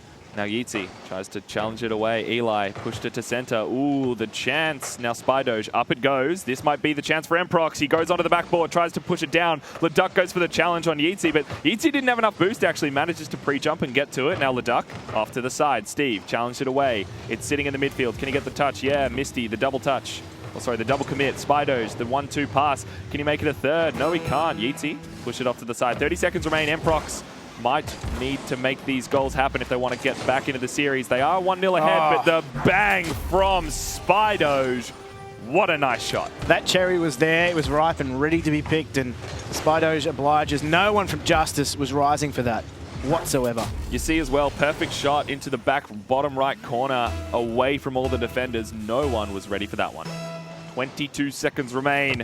Emprox, 1 goal behind. If they can do what a lot of teams can't and make it into overtime, they could actually make it a 2-0 lead, and kind of contrary to what both Jake and I thought of, heading towards an Emprox victory. But 9 seconds remain. Misty wants to just push it off to the side. Steve, 5 seconds remain. It seems as though, the backboard play. Yeezy with the miss. Oh, wow. No. The defensive mistake. He would be shaking his head right now. Oh, you've got to really feel for Justice there, because that mistake means that they will probably see overtime unless something happens in this 1 second. But I thought Justice had just started to get their nose ahead. Looks like they've been reeled back in by Emprox. Well, it looks as though Eli made those opportunities count. Now Leduc pushed it into the center, and we go to overtime. Emprox wanting to make it a 2-0 lead, whilst Justice want to get back into the series. Steve and Yeezy. Leduc pushed it away into center. Eli, if he can make these shots count. You see Spydoge waiting in the wings. He wants this opportunity. He wants this chance. Up it goes. Both Yeezy and Steve are up for it. The double commit. This could be the opportunity now. Spydoge challenged by Yeezy. Leduc gets the ball, pushed away into the midfield. Yeezy is up for it. Can he get the touch? No. Steve actually does. Manages to get there just a little bit faster. The 1-2, it's on the backboard. Leduc manages to make the clear though. Now Misty, it's sitting up. 30 seconds have gone. Oh. Yeezy manages to rectify his mistake from before and finish off the game. Yeah, that is great work from Yeezy here, and you can see just, again, consistent pressure applied. A lot of commitment there from Emprox in trying to get out to that ball, but they all missed. So unfortunately for them, they left the net wide open. Just as Esports wrestle away a win. Jake, this was a much more open affair. I felt Emprox played a lot better, but it wasn't enough. Yeah, Emprox are playing, oh my gosh. Emprox are playing really quick in attack. It's awesome to see. Justice really got caught off guard a little bit by it. That mistake by Yeezy at the end was really unforced. Yeezy was being really greedy, but then it paid off for him in that overtime. And another really greedy turn from third man. Playing really fast and aggressive, but it worked out and they won the game because of it. Yeah, well, Justice, I think they'd be happy with that win, even though it wasn't that clean, but Steve, definitely a really nice shot there, and he managed to play a little bit more aggressive, and we saw it in overtime, though. There was a lot of double commits happening from Justice. Yeah, I think Justice, look, that's a pretty rough way to go into overtime, so I think they might have been a bit shaky, but their class really showed to close out that overtime. Yeah, being able to actually bring it back to a 1-all scoreline and kind of, turn it pretty much into a best of 3. Because right now, the goal in the game is reset, and I think, it could be anyone's game right now. Yeah, it really could be. I mean, from Emprox's perspective as well, they'll be disappointed that they did all the hard work, they got themselves finally into overtime, and then to concede that goal. It's a question of whether they're going to be able to rebound. Maybe it was the as long a rookie con squad. from Yeezy. Maybe it was the long con being like, we'll give them just a little bit of hope just to shut it back down. I guess any quick advice for Emprox? I think they should be happy with how they're at least progressing through the series. I thought they really stepped up in that game. Sure, it was a bit disappointing at the end there, but they're definitely stepping it up, and I think they should be happy and continue that. Well, we head into Game 3, and Emprox wanting to finish off the series. Justice, I think they want to clean up a bit of the scrappy gameplay they might have had. But both of these teams right now, it could be anyone's game. We've seen it be very close scorelines either way. Now Steve has some nice control. Spydo's tried to challenge him away. The solo play, almost works out. Now Yeezy actually gets demoed. Misty just tries to make a little bit of space for his team and just to go back and get boost. Yeezy, you see the pass, the shot on from Steve, but there's 2 defenders in net. The pressure is not over yet, though. Yeezy gets the touch at the center. They look so dangerous when they do that as well. You can get some real speed off those shots, but there wasn't any real direct intent here. But from Steve's perspective, he nearly squeezes it in. Yeezy now tries to get it onto the backboard. That was such a nice play from Steve. You saw how aggressive he was placed, and even though Yeezy was in the offense, he had the chance and he went for it. Now Leduc, up he goes. Yeezy challenged away. Now, so much room for Eli to make something happen. Yeezy is now up for it. The double commit again from Justice. Not what they want. Spydoge, he gets the shot on, almost making it, but Steve, with a nice little save, manages to get to that ball. Leduc over to the backboard. Misty with a great backboard clear. Now Misty up for it again. Actually goes for the pass back, and Yeezy now off to the side. Spydoge couldn't quite make it. Eli has a bit of ball control. Gets bumped away by Yeezy, actually, and that does interrupt that play there. Sent into space, I think. Away he goes. He'll be coming out of the stratosphere anytime soon, but in the meantime, Justice are going to be held at bay for the moment. Misty going to keep that ball popped up, but I like Justice. The way that they've been looking for those infield passes constantly has certainly kept them kept their opposition guessing in Emprox as well. So even then, an open net, and Misty just simply challenging that ball. That's all he needed to do, was keep the defense honest and he gets himself a goal. Well, there's the old saying of right place, right time, and I think Misty was definitely there, just manages to beat the defender and put a perfectly placed shot on. That is the best goal flare as well. Just a little flare. Just a little. Now, Emprox are on the back foot again. Justice, a little bit changed from the first game. We see them playing a little bit more confident, but still, Yeezy tries to touch it down to Steve. He couldn't quite get to that one. Misty to the center. You see Steve so ready for this ball, but Yeezy actually decides to challenge his own teammate for it. Now Eli, Emprox, needing to equalize this game. Misty bumped it away to center. Leduc, up he goes for it. Good challenge away.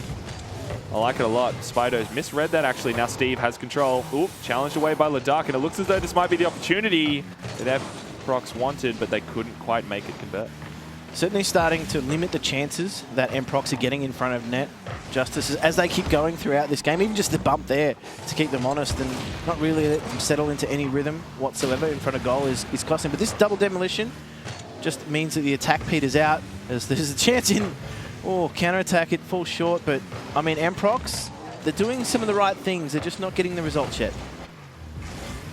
Justice playing well. 2 minutes remain, and they are 1 goal ahead. But we've seen a lot of crazy things happen this entire series. Leduc bumps it up, almost tries to make the touch. Misty towards the center. Eli actually rotating back in. The double commit again from Justice seems to be working out. Leduc couldn't quite make it. Now Misty. The nice leave of his teammate to make sure that Misty had enough boost to grab that one. Now with 1 minute and 45 remaining, Steve is up for it. He gets the touch. It's into the center. Here Justice go. Continuous aggressive pressure. Yeezy challenges it away. Nice little 1-2 play. The solo. It's on the backboard. It's kind of sitting in front of net. You see Spidos waiting for his opponents to take the shot. Misty gets the touch. Can't quite make the angle though. Yeezy, good patient play in the backlines. Now up they go. Spidos into the corner. Misty has control, but Steve actually takes it instead. It's on the backboard. Steve has it. It looks as though the shot's on. There he goes.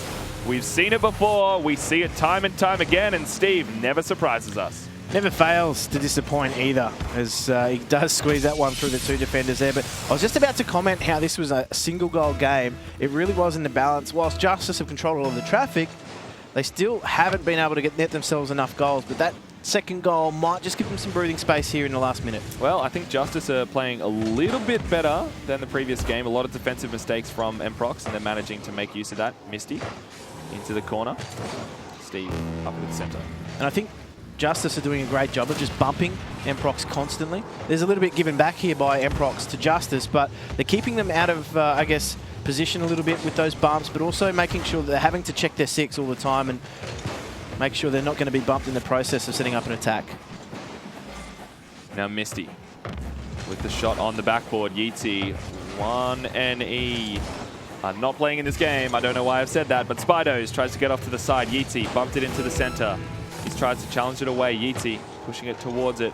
Leduc with a smile tries to make the clear. Couldn't quite get the conversion. And I think with 20 seconds remain, it seems as though Justice have taken this one. And look, the 1-2 pass. I really like it. Steve and Yeezy being the cohesive unit they're known for.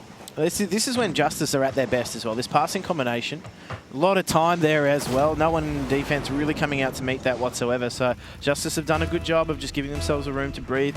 And I mean, in that last minute, they polled on another 2 goals. So for them, they were very comfortable in this matchup, and I think that's carried into the last minute. I think each individual game is getting better and better for Justice. The scores are getting a lot cleaner, you know, changing from obviously the overtime. But they lost the first game, and now they're clawing their way back, and they're actually getting it into it right now, where they're at a 2-1 lead. They were playing with a lot of confidence, Emprox. Unfortunately, it's not enough to get them the second game in this matchup. Jake, I mean, from a team that started so well, so confidently, Emprox, they didn't quite get themselves the chances and the goals that they needed to take this. I thought Justice really stepped up in defense that game. Game 2, they were starting to really block Emprox's attacks a bit more, but that game, they really shut out Emprox. Emprox were doing a pretty good job of making chances, being in the offensive half, but then Justice really just did not let them score at all. Well, I think Justice were actually making use of those opportunities and like basically threading the needle. You know, we saw it from Misty, we saw it from Steve. There was defenders there, but they just weren't able to get the touch on the ball from the, you know, fast-paced shots that were there. Pretty sweet goals from Justice, though. I really like that last one. That one was really nice from Steve as well, the solo play. But the last one was pretty awesome, where Yeezy did that early flip to really make it to the ball, yeah, because the pass from Steve was really nice, but then Yeezy recognized that he needed the pace to get there, and he manages to get the touch on. It was, you know, something that we see from the Chiefs or Icon. Yeah, that's true. I think Justice definitely have the quality to be able to compete with those kinds, but you'd hope they'd be able to smash Emprox a little bit more to really prove that. So let's see how Game 4 goes and if Justice can have that dominant performance again. Yeah, they look like they've really warmed into the series so far. Each game a little bit better than the last. So from Justice's perspective, do you think they're going to take it potentially here in game number 4? I think they are. Like, we've seen them play better and better, and even though there is still the double commits that we see from them, it seems to be working out because they are keeping aggression up. They are keeping it in their opponent's half, so they're not on defense that often. And when they are, they just boom the clears, and it seems to be working. Well, we'll find out. Game number 4 about to get underway here with Justice up against Emprox once again. And Emprox, they're going to need to try and find themselves, I guess, a little bit more. Oh, looks like it might have been a false start. We've got a false start. But that's all okay. I think right now it's looking as though Justice are on the rise towards making it a 3-1. But for me, it's definitely Steve and Misty playing a lot better. And, you know, compared to what we saw of last week of Misty, we really didn't see that much of him. And I'm really liking how aggressive he's being able to play, or, you know, because his teammates are allowing him and giving him the room to make those aggressive opportunities count. Yeah, I mean, the question is now, can they carry that, as I said before in the game before? I didn't get a comment from you, Jake, but now we get some breathing space to do so. From the perspective of Emprox, it's shown signs of life, but what's the missing link for them? I think they're struggling to keep the ball in offense for very long. They're having good stints in the offensive half, but they're really not staying there. They're really not forcing Justice to be low on boost. Justice look very comfortable defending, jumping from the midfield, using a lot of boost. So maybe that could be the play for Emprox right now, is to really pressure, get the boosts, maybe get some bumps, and grind down Justice a bit more than trying to just get a quick goal on the counter. So a continuous wear down rather than a kind of like one-shot pincer move. And as we head into Game 4, this might possibly be the do or die for Emprox. Justice wanting to close out this series, and Emprox wanting to make it back into it. Now Leduc and Spydoge into the corner.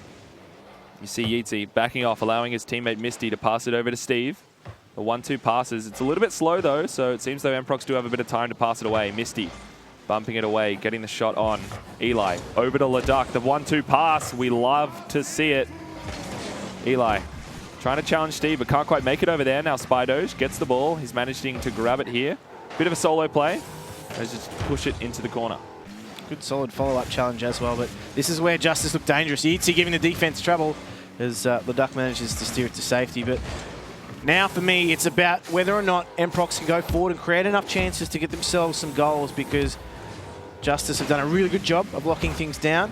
But I think Emprox have just backed off the throttle somewhat, a little bit more timid in their attack. A lot of their passing plays was really positive in matches 2 and 3, but didn't really net them the results that they wanted in terms of goals. So they just need to put that finishing touch on, and I think they'll be in a better spot. Spydoge off the roof, tries to make it happen. Steve tries to get to it. Oh, this could be the shot on. No, a little bit too slow, and also didn't quite have the angle. Emprox almost having an opportunity there. Spydoge into the corner. Misty challenges it away. Yeetsy's up and ready for it. Eli off to the side. Can't quite read it. Bit of an awkward touch. Now Misty. Again, keeping it in the midfield for his team. Giving his team the space and the breathing room to get back to it. Spydoge with a shot on, but Yeetsy and Steve both so ready for that one. Now Yeetsy tries to retaliate. Goes for the touch. Couldn't quite make it. Leduc up to Steve. Steve tries to pass it over to Misty. Misty playing the patient game. Recognizing that his opponent's just going to walk away.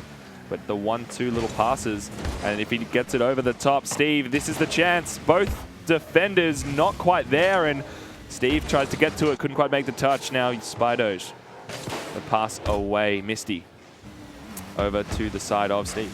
Yeah, they're really getting drained of boost at the moment, Emprox. They're not even having that speed on ball, not even being able to get up and touch. That is a great touch there, though, from Spydoge, who recovers well. So that is good news for them, but they're really lacking in the speed department right now. They're not getting out to challenge that ball when needed, and it's giving Justice a lot of free time. Misty taking ball control. Tries to go for the solo play. Challenged away by Eli. Over to Steve. The double commit works out. Seems as though Eli was able to do the double challenge. Misty over the top. Leduc with a smile. Manages to make it. Now Yeezy pushed it towards center. Misty just tries to interrupt the defense, but it seems as though it's an open net. An unfortunate mistake from Steve. Couldn't quite make the touch. Now off to the side. The double commit from Justice. Emprox now on the offensive. Yeezy gets the touch. Spydoge couldn't correctly read that one. Eli into the center. Both Steve and Misty are up. And ooh, almost a shot, but a nice little push away. And they're going to need to build again here. Both these two teams. The deadlock hasn't been broken thus far. It's been a lot of midfield play from both of the teams. But, I mean, if it wasn't for some goalkeeping heroics from Spydoge, I think Justice would have netted there first. Leduc up and over. Misty manages to get the clear. A minute 40 remain. Oh, the unfortunate mistake from Spydoge. It might just be walked in by Steve. Oh, no. You hate to see it. Oh, you hate to see it. And unfortunately, that is it's a big miss, and I don't think a greasy meal is going to help with that recovery. Well, it's definitely, you know, the nerves are getting to them. And I think, you know, Emprox not too happy right now, but there still is a minute 30 remaining. We have seen them do some good things. They need to keep aggression. They need to not let this phase them. But it looks as though Steve tries to widen the gap a little bit. Yeezy up into the corner. Leduc waiting for the touch from Yeezy. The shot on. The touch is almost there. Misty over to Steve. Steve past to center, but no one's there. Leduc off to the side. No one on his team is there. Eli goes for the backboard play. The nice boomer of a shot. Ooh, almost a double commit and a double miss from Justice. Now Yeezy has a bit of control. Spydoge tries to pass it to his teammate, but Misty's there. I think this might be the second goal about to happen, but no, it's actually stuck in the midfield. Nice little back pass.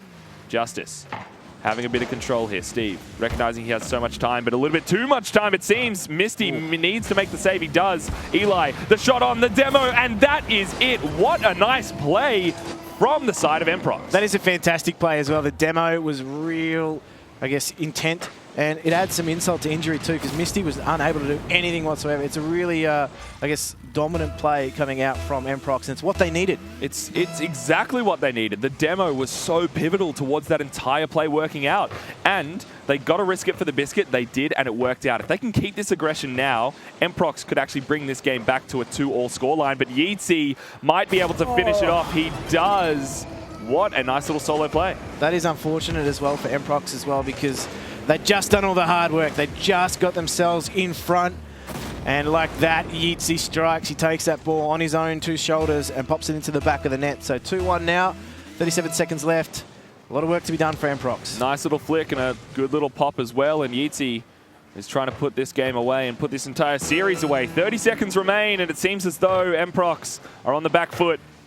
Justice wanting to finish it off. Steve goes actually for the high play. The 1-2 down. Ooh, Yeezy was there actually. The bump away. Leduc, if they can get any sort of a shot on net, might make this into a conversion. 15 seconds remain. Justice wanting to close it out. Emprox wanting to score another goal. Leduc off to the side. Eli, can they make this happen? They have almost had the chance so many times. 3 seconds remain. They're on the back foot, and I think it is done. Justice Esports take the series 3-1. It was a great effort from Justice Esports in the end. Signs of life, though, from Emprox, Jake. They did a lot more in that match to get themselves and try and get that nose in front, but the hard work was undone in the end, unfortunately. Well, they definitely defended really well that game. There was that Steve goal, which was a bit of a mistake, but in general, they were playing really solid. I do want to talk about Yeezy, though, that whole series. Yeezy really stepped up, and that last goal in particular was really awesome. That nice dribble over that last defender, really clutch from Yeezy. He really played well, and I am actually so surprised at how well he played, considering, you know, the usual game plan is kind of give Steve or Misty a bit of space, and Yeezy says, hey, not only am I a supporting role in this team, but I'm actually, you know, one of our best offenders in the team. Yeah, well, he's definitely done a good job. Let's take a look at some of the highlights of game number 4. I mean, it was a lot of action. As you called it, it was an opportune game for both these two teams. A lot of goals to be scored. Bit of an awkward start from Emprox, you know, making that defensive mistake. It's not really what you want to happen, but Steve made the most of it and put them 1 goal ahead, which is kind of the goal that they needed. Spidoge had a pretty awesome series the whole way through. I was really impressed with just how quick he was playing, but the burden of quick players are they do miss randomly sometimes. Yeah, and you could tell as well his teammates had so much trust in him to hit that ball because it's honestly one that you really shouldn't be missing at this level of play. Not at all. But the demo play, really, really nice to see as well. It's a very strong play, which goes to show that they can take those risks and they can make them count. But Yeezy, I think, you know, we all saw it coming, but he manages to make the nail in the coffin and put it away for his team. Well, yeah. we talked about Emprox being the newer team. Do you feel as though it's the burden of being that newer team and not having the experience that maybe let them down, as we saw in game number 4? It was a game characterised by a few mistakes. See, I think it's actually kind of counter to that. Because you are a team with so little experience, you can take this whole basically, you know, league play and everything else beyond it as well as more of a learning phase for you to, you know, work towards becoming the player that you want to be. So you shouldn't be taking this as, oh, we should have won this, we should have won that. Take it as an opportunity to be like, hey, you know, maybe I should have positioned myself a little bit better. And like take it as an internal monologue to be able to improve as a player. There's definitely a lot more to learn from the newer teams who come in. I know I wasn't expecting this team to be in the league play, and they had a pretty crazy qualifying run, and I was really impressed today by how they were playing. So they're definitely getting better as a team, which is nice. So I'm looking forward to seeing them more through the next weeks. Do you think they'll challenge as they start to grow into the league? Do you think they can maybe go on to challenge some of those teams that are sitting in the middle? Because, as you said at the start of the competition, the league is blown right open. There's a lot of opportunity for that 3rd, 4th spot. Well, Justice and Icon are probably going to get top 3, so this loss isn't a massive deal for them. They could definitely sneak into that 4th spot with some wins against 1NE or Out of Order. So still, don't give up on Emprox yet. I think they need to do a lot of work in the interim, like not only for rocking up on the day and being able to adapt in the actual, you know, the best of 5 series, but take time during the week to not only study how they play, but how their opponents play, and, you know, maybe formulate some strategies to kind of counter that. Let's talk accolades, though. Let's talk clutch playmaker. 4 games, 4 assists, Misty. I mean, he's been a real instrumental player for this Justice lineup. We saw him in earlier matches leading from the front in terms of goal scoring, but now he's actually starting to turn provider. See, I was very impressed with how Misty played because, you know, I honestly think from last week, I felt like he underperformed. And in all honesty, I didn't exactly know how he was going to play as an individual within that team, you know, the space environment of giving Steve the ball and kind of hoping from there. But he managed to make his mark today. I'm not too surprised by seeing Misty as their top assister. Again, I expect big things from Misty, and he's always been a very good passer, at least in the off-season. He did come out of nowhere, so I know people at home might not know that, but he's been doing a lot of passes, at least in 6-mans and whatnot. So definitely what we expect from Misty. When it comes to our saviour, though, we talked about Yeezy being super impressive, not just in terms of his passing play, but funnily enough, he is our saviour of that match. 8 saves, 2 saves per game. That's a really impressive number. I think that Yeezy definitely outperformed himself. And, you know, I think we were just talking about it just a moment ago. I think that he's really starting to show his form within the team environment. Yeah, Yeezy had a really solid series, except for that one little screw-up. Everything else was really solid series from But then he managed to rectify it by scoring a goal in overtime to finish it off. That's true. He did make up for it. You gotta. Yeah, because making a defensive mistake and then, you know, a goal happening because of it and then being able to rectify it by scoring a goal, you know, net even, we're good. Well, there we go. It is time, though, for our Dare Golden Striker of that match.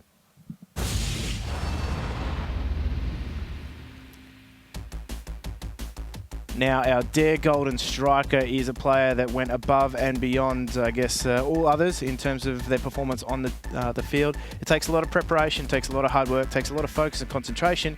It is going to be none other than Yeezy with the Dare Golden Striker Award. So let's take a look. In that match, 6 goals across the course of 4 games. That's a stellar performance. A very impressive display. I honestly thought that Steve would be up there, but it seems as though Yeezy managed to make his stride within league play today. Yeezy had a really strong start to the series. He scored all the goals in the first game. He scored a goal every game. Definitely massive offensive threat, really getting involved. And I was really impressed with that one OT goal that he made up for, where he was being really aggressive. So it's good to see Yeezy really balance both those aspects of how he can play. And there we have it. Yeezy is your Dare Golden Striker.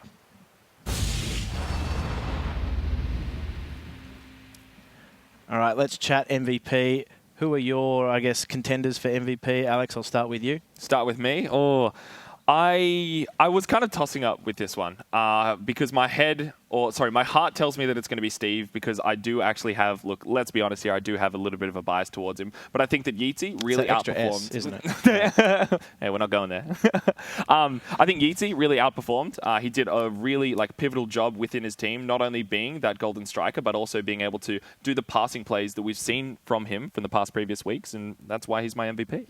I'm giving it to Yeezy as well. I thought really influential in attack, scoring a lot of those goals. I thought he was really great at shutting down Emprox when they were doing those dangerous attacks. I saw Yeezy doing some really nice aerials from the midfield and really just shutting down the play before it was a little bit too risky. So definitely Yeezy for me as well. See, I liked how aggressive he was because there was that one play that I don't think we've really mentioned, but it was when it was the three-man pass play where Misty passed it into the center and then basically was finished off completely. So Justice having the three-man up, which is what you see from those very top teams, not only at RLCS, but also in the top teams from OCE, which means that they do have a very good chance at making the top 4 and making it towards the final week.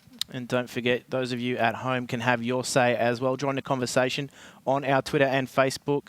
Make sure you tell us who you thought your MVP was of that match. Guys, I know you're sitting at home waiting for match number 3 very, very tightly, as are we. Do not go anywhere. It's coming up after the break.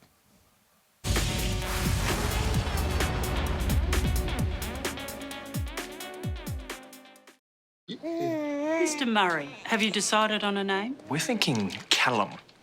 Calamari. Calamari. Calamari. Let's make it Jack. Drink it through with Dare Iced Coffee. Head into Game 4. This might possibly be the do or die for Emprox. Justice wanting to close out this series, and Emprox wanting to make it back into it. Now Leduc and Spydoge into the corner. You see Yeezy backing off, allowing his teammate Misty to pass it over to Steve.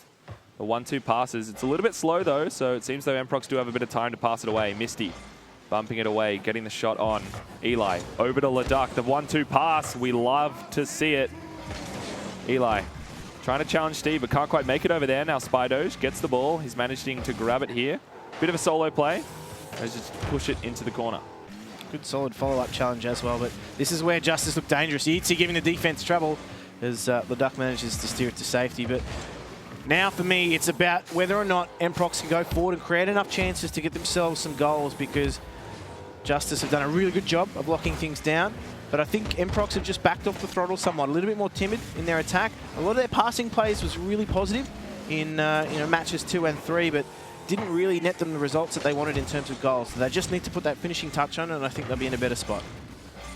Spydoge off the roof, tries to make it happen. Steve tries to get to it. Oh, this could be the shot on. No, a little bit too slow and also didn't quite have the angle. Emprox almost having an opportunity there. Spydoge into the corner. Misty challenges it away. Yeetsy's up and ready for it. Eli off to the side. Can't quite read it. Bit of an awkward touch. Now Misty. Again, keeping it in the midfield for his team. Giving his team the space and the breathing room to get back to it. Spydoge with a shot on, but Yeetsy and Steve both so ready for that one. Now Yeetsy tries to retaliate. Goes for the touch. Couldn't quite make it. Leduc up to Steve. Steve tries to pass it over to Misty. Misty playing the patient game. Recognizing that his opponent's just going to walk away. But the 1-2 little passes. And if he gets it over the top, Steve, this is the chance. Both defenders not quite there. And Steve tries to get to it. Couldn't quite make the touch. Now Spydoge. The pass away. Misty over to the side of Steve. They're really getting drained of boost at the moment, Emprox. They're not even having that speed on ball, not even being able to get up and touch. That is a great touch there, though, from Spydoge, who recovers well. So that is good news for them. But they're really lacking in the speed department right now. They're not getting out to challenge that ball when needed, and it's giving Justice a lot of free time. Misty taking ball control. Tries to go for the solo play. Challenged away by Eli. Over to Steve. The double commit works out. Seems as though Eli was able to do the double challenge. Misty over the top. Leduc with a smile. Manages to make it. Now Yeezy pushed it towards center. Misty just tries to interrupt the defense, but it seems as though it's an open net. An unfortunate mistake from Steve. Couldn't quite make the touch. Now off to the side. The double commit from Justice. Emprox now on the offensive. Yeezy gets the touch. Spydoge couldn't correctly read that one. Eli into the center. Both Steve and Misty are up. And ooh, almost a shot, but a nice little push away. And they're going to need to build again here. Both these two teams. The deadlock hasn't been broken thus far. It's been a lot of midfield play from both of the teams. But, I mean, if it wasn't for some goalkeeping heroics from Spidoge, I think Justice would have netted there first.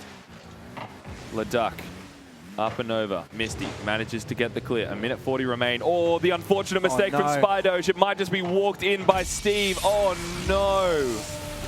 You hate to see it. Oh, you hate to see it. And unfortunately, that is it's a big miss, and I don't think a greasy meal is going to help with that recovery. Well, it's definitely, you know, the nerves are getting to them. And I think, you know, Emprox not too happy right now, but there still is 1:30 remaining. We have seen them do some good things. They need to keep aggression. They need to not let this phase them. But it looks as though Steve tries to widen the gap a little bit. Yeezy up into the corner. Leduc waiting for the touch from Yeezy. The shot on. The touch is almost there. Misty over to Steve. Steve past to center, but no one's there. Leduc off to the side. No one on his team is there. Eli goes for the backboard play. The nice boomer of a shot. Ooh, almost a double commit and a double miss from Justice. Now Yeezy has a bit of control. Spidoge tries to pass it to his teammate, but Misty's there. I think this might be the second goal about to happen, but no, it's actually stuck in the midfield. Nice little back pass. Justice having a bit of control here. Steve recognizing he has so much time, but a little bit too much time it seems. Misty needs to make the save. He does. Eli, the shot on the demo, and that is it. What a nice play from the side of Emprox. That is a fantastic play as well. The demo was real, I guess, intent. And it adds some insult to injury too, because Misty was unable to do anything whatsoever. It's a really, I guess, dominant play coming out from Emprox, and it's what they needed. It's exactly what they needed. The demo was so pivotal towards that entire play working out. And they got to risk it for the biscuit. They did, and it worked out. If they can keep this aggression now, Emprox could actually bring this game back to a 2-all scoreline. But Yeezy might be able to finish it off. He does. What a nice little solo play. That is unfortunate as well for Emprox as well, because they've just done all the hard work. They just got themselves in front. And like that, Yeezy strikes. He takes that ball on his own 2 shoulders and pops it into the back of the net. So 2-1 now, 37 seconds left. A lot of work to be done for Emprox. Nice little flick and a good little pop as well. And Yeezy is trying to put this game away and put this entire series away. 30 seconds remain, and it seems as though Emprox are on the back foot. Justice wanting to finish it off. Steve goes actually for the high play. The 1-2 down. Ooh, Yeezy was there actually. The bump away. Leduc, if they can get any sort of a shot on net, might make this into a conversion. 15 seconds remain. Justice wanting to close it out. Emprox wanting to score another goal. Leduc off to the side. Eli, can they make this happen? They have almost had the chance so many times. 3 seconds remain. They're on the back foot, and I think it is done. Justice Esports take the series 3-1.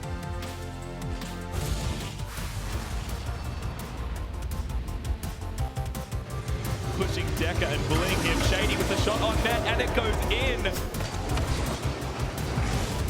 The boomer from Shady. What a bang.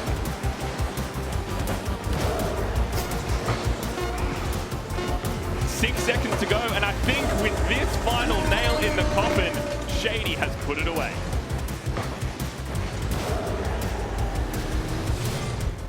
They're one of Oceania's top teams, and last week, Icon totally dominated Team Emprox and made their way back into it. Now, gents, we get to see them in action today up against Team Edge.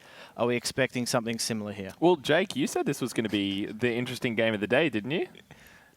Did I? Every game's interesting. Right? No, I'm saying that like the most interesting. For me, I feel like this is going to kind of be a bit of a one-sided affair. We've seen Icon have such a dominating performance recently, and I think that that's really not going to stop. You know, their kind of pain train that they, you know, force through all the other teams, it's going to continue. I do hope Edge are able to perform a bit better this week. I hope it's not another 16 goals in 3 games. It's a pretty damn rough schedule for Edge, having the 2 returning RLCS teams in your first 2 weeks. So I think it'll be interesting, but I'm definitely favoring Icon. See, I feel like it's kind of like a Band-Aid. You just need to rip it off and, you know, get these games out of the way against the top 2 teams, which, in all honesty, I don't think that they'll be able to contend with. So you're saying they should try and get 3-0'd to get it out of the way? I'm saying that they should take what they can from this series, but don't expect much of it. Well, there you go. Let's take a look at how they line up today with, of course, Icon kicking things off. Shady Express, CJ, the trio that need no introduction in that regard. But, I mean, Edge, they were off to a rough start last week. They do have some veterans in there, though, so they've got some experience, and Riv was, you know, I guess, trialled by fire last week against a rampant Chiefs, but he actually had some moments of brilliance. Yeah. Took the word right out of your mouth. Wow. No, he did do some spectacular things, but it was, as you said, moments of it.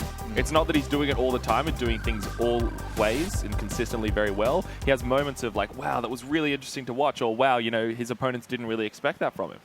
It is probably more important for the rookies to just be able to keep it at a consistent level, because you do see that sometimes when they come in, it's like, you do know they have the skill, but they sometimes feel a bit overwhelmed, so they're really shaky that first week. So he might mellow out this week. It should be interesting to watch Riv. Okay, so you think he's going to mellow out and then be able to like be that kind of rock for his team then, or? Maybe. Maybe. I'm just saying maybe. Yeah, it's very ambiguous it's answers. still pretty hard. It's still pretty hard because Icon's still pretty good. It's just his second week. We'll see. Yeah, it's a pretty big fence you're sitting on. It's got a lot of pace. But, I mean, last week, Icon punched through Emprox, but against Out of Order, they actually had to knuckle down and reverse sweep them to get points out of that. It wasn't easy for them, but let's talk about CJ. He really led from the front for them in that matchup. Yeah, a lot of opportunities that he was managing to finish off for his team, but also he managed to create those opportunities for his team. So not only could he finish them off, but the smart plays. There was a lot of times as well where he chose to go for a slower shot underneath his opponent, which worked out in the long run instead of going for those, you know, classically boomers that we're known for. I mean, even then, like that matchup went to OT. Like it wasn't easy for Icon, so they had some easier time against Emprox, but against Out of Order, I mean, Out of Order count themselves unlucky in their matches last week, because you could tell as they went throughout the day, they really lost a lot of steam. But I mean, Icon here, they have been challenged by some of these teams that are on the bubble, and I think maybe there's a chance there for Edge, if they can do a few things right, to catch them off guard. I think there's definitely, you know, chance for an upset. But the classical way that I feel like this is going to play out is that Icon is going to go in with a classically dominating performance, those aggressive offensive shots and the passing plays that we've seen from teams such as themselves and also Chiefs. And I think that if they can continue to do that in a consistent fashion, they're going to end up on top. Well, Edge showed last week that they weren't able to deal with those passing plays from Chiefs, and Icon definitely are able to do pretty much just as well as Chiefs are. I think if Edge want to win this, I think Bengo's going to have to step up. Bengo's always just such a sick player and puts insane stats on the board. So if Bengo can really step up and get one of those like 8-goal series, I think Edge could really stand a chance. Now, predictions from you both. How do you see this one playing out? I'm going to give it 3-0 to Icon. I think that Icon have been playing well, even though they have had a reverse sweep against Out of Order. I think that, at least for this week, it should be a straight-up 3-0. I think after last week, it's pretty safe to say 3-0 for Icon. I think they're pretty similar, and I think Icon will probably just pass all over Edge again. But hopefully Edge will be able to take the lessons from last week and show us something new. Yeah, hopefully they'll be able to adapt over the course of the series and not only give it an interesting showing, but, you know, if they could take a game or two off them, I think it'd be great. I guess we'll find out whether or not they can start to get their ducks in a row. Not a lot of time to do so. They're up against Team Edge in this matchup. Icon, let's see what they've got, whether or not they'll start off where they finished last week. Now Shady pushing the ball forward for his team, trying to make quick work of his opposition. Bango punished it into the center. Oh, the shot on. This could actually be the chance. Wow, it seems as though, oh no, it doesn't go in. I thought that was going to be the net opening up for... How does that stay out? That's what I was surprised by as well. But look at this. Adzi, Riv, and Bango, all three in net. But no, CJ says, no siree, and puts it away, opening up the scoreline for Icon. Oh, that ball was so precariously close to being in the back of the net, and it's just run end to end. You can see that they threw numbers behind it, trying to get that ball into the back of the net finally, and it's actually Icon, the beneficiary of that play. I think they saw blood in the water and just turned their eyes red and ran straight into it and kind of lost sight of the actual overall game plan. And obviously you want to stay aggressive, but you need to be smart about it. And it seems as though Icon took quick work of that. Now Express tries to go for a cheeky little double touch. CJ has a bit of control. Shady waiting in the wings. Adzi over to the side. He saw Riv push up for it. Trying to get those passing plays started. Riv. Adzi as well. Ooh. Almost a miss from Express. Not what we are used to seeing from him. Now Bango, shot on. Shady tries to get to it. He manages to do it. Good little pickup. It's off the side. It's into the center. If anything can happen from it, no. It gets challenged away by Riv, but Express manages to clear it away. Certainly does, but they can't leave the back door open like that one. Shady obliges, and he takes advantage of an open net, but they commit a lot of numbers forward here again, Edge. and they really can't do that against a team that transitions very quickly like Icon. Just a very straightforward goal, a fantastic backboard clear into a pretty straightforward open net. And Icon 2-0 up, and Shady, look at that, bullying his opponent, saying not only are we going to score 2 goals, but I'm going to demo 2 of you right now. Now Shady tries to get to the ball. Adzi pushing it into, or trying to make that shot happen. CJ gets the touch. Bango tries to make it onto the backboard. Adzi tries to pass it into center. Riv is there. The aggression from Edge. They're going so well. Bango with a touch as well. But they're running out of boost, it seems. Adzi, oh no, the mispositioning. Shady with a shot on, but Riv is there. Pass to Bango. Nice little passing play out of defense. Look at this. Express read it so well. Now tries to get the touch on. Adzi backing off from Shady. Look at that. Riv again, the double demo. Retaliates from Shady. Says, siree, we're going to reciprocate your type of energy. Now Riv. Touch into the corner. You see Adzi's ready for it. The pass over to Bango. Wasn't quite available for that touch though. Couldn't quite get to it. You can see how aggressive Icon are being against their opposition and really just taking advantage of the fact that at the moment Edge are at least 2 paces slower than Icon are on that ball. So, I mean, I'd argue that Edge are a fairly slow team by all accounts, but coming up against the speed and the aggression of Icon, that's where there's going to be a lot of demolitions and a lot of goals. CJ wants to get things going quickly. Well, talking about speed and accuracy, CJ is showcasing both of them with a nice shot. You see him angle himself into the ball and gets a clean shot on to make it a 3-0 advantage. Icon now really starting to run away with this, and whilst there was some resistance coming out, Riv just giving, you know, as good as he gets in the sense that he was handing out some demolitions before. It hasn't resulted in anything. I haven't seen, other than the opening play, some real pressure being put on the Icon goal. Now Express trying to make quick work of the defense. Goes for the shot on, gets challenged away. CJ, you see him so ready for that as well, but Shady manages to get back in defense. CJ's up for it. Challenges Bango. Riv off to the side, which goes into center. Express over to the front right portion of his opposition's field. Now Shady. See him again, taking that back third position. Trying to get to it. Bango over to Adzi. This could be the shot on, the chance, but Express read it too well. Seems as though Edge are taking these opportunities, but look, Shady playing a little bit too patient. And Bango keeping the aggression up. Edge almost making those opportunities count. They are getting kind of the semblances or the foundations of those aggressive plays. That was a nice little bump there from Bango as well, but you can see that whilst they're getting some opportunities here, Edge, they need to be careful. They committed a lot of numbers forward, can get caught on the counter for that. So this is where they're really starting to open themselves up defensively to Icon after doing all the hard work. Express, so patient in the backboard. Sorry, goes for the backboard play. CJ couldn't quite get to it, and oh no, it just sat right in front of net, but no conversion. Riv up and away to the side, but Bango's ready for it. The shot on, no, can't quite get it, but the finish from Riv. This is what they wanted to see earlier in the match. Finally, they put a score on the board. Now, he is a fairly new player to the top level of the scene, Riv, but he turned provider. He started that movement as well. He set up that pass to Bango, who then basically returned the favour as well. So they get themselves a nice goal. Is it going to be enough? I don't think so. They're going to need another one if they're really going to challenge Icon here. And Icon have shown in previous matches that they are susceptible to being pressured. Well, CJ goes for a shot on, but Bango ready in the back lines. Express challenges it away. Shady actually tries to go for a cheeky little bump. Couldn't quite get the touch. Now CJ on the backboard. Up he goes for it, Shady. Oh, Riv manages to get the touch. 40 seconds remain, and I think you're right. It looks as though Icon are going to be sitting pretty, but again, Edge not letting this aggression up. They want to close out this entire series. And 30 seconds remain. And I think Shady tries to go for the pass, going for the smart play. Bango touched away, Express. It's been so good in defense right now. Right now, CJ sitting in the midfield. He's waiting for it. Oh, it seems as though Riv has opened it up, and now look at that. 17 seconds remain and only one score different.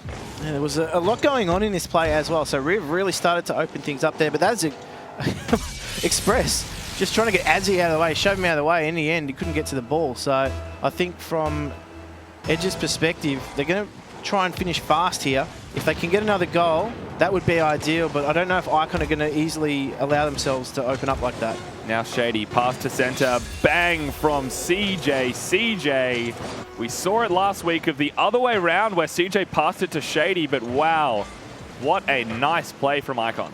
It was, and I mean, that was partly in, I guess, Edge's perspective, them pushing numbers forward, trying to get that goal.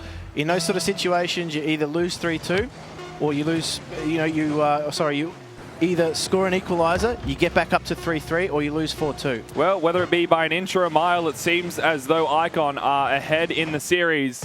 1-0 to Icon. Certainly was a dominant performance from them in the early stages. There was some opening opportunity, though, for Edge, Jake. They just didn't get that ball over the line. That first goal was really sad, where Edge all committed and CJ just scored. I was impressed with a lot of the chances Edge definitely were getting, but Icon were really clinical when it came to around the corner. They were getting really nice passes middle, like all the time, or even CJ, that one goal where he got that really solid contact. Very textbook goals from Icon. See, I feel like Icon as well, just from the get-go, because the first goal was very much a you guys have overcommitted, I think it put Edge on the back foot, because then they go, oh, can't we be as aggressive as we'd like to be? Because Icon are punishing them for that, and I think this is where Edge need to improve. They need to make sure that they're not overcommitting, and that they manage to be patient enough to not only pass it out of net, but to make those passes count. They certainly did look a little bit on edge, didn't they? Yes.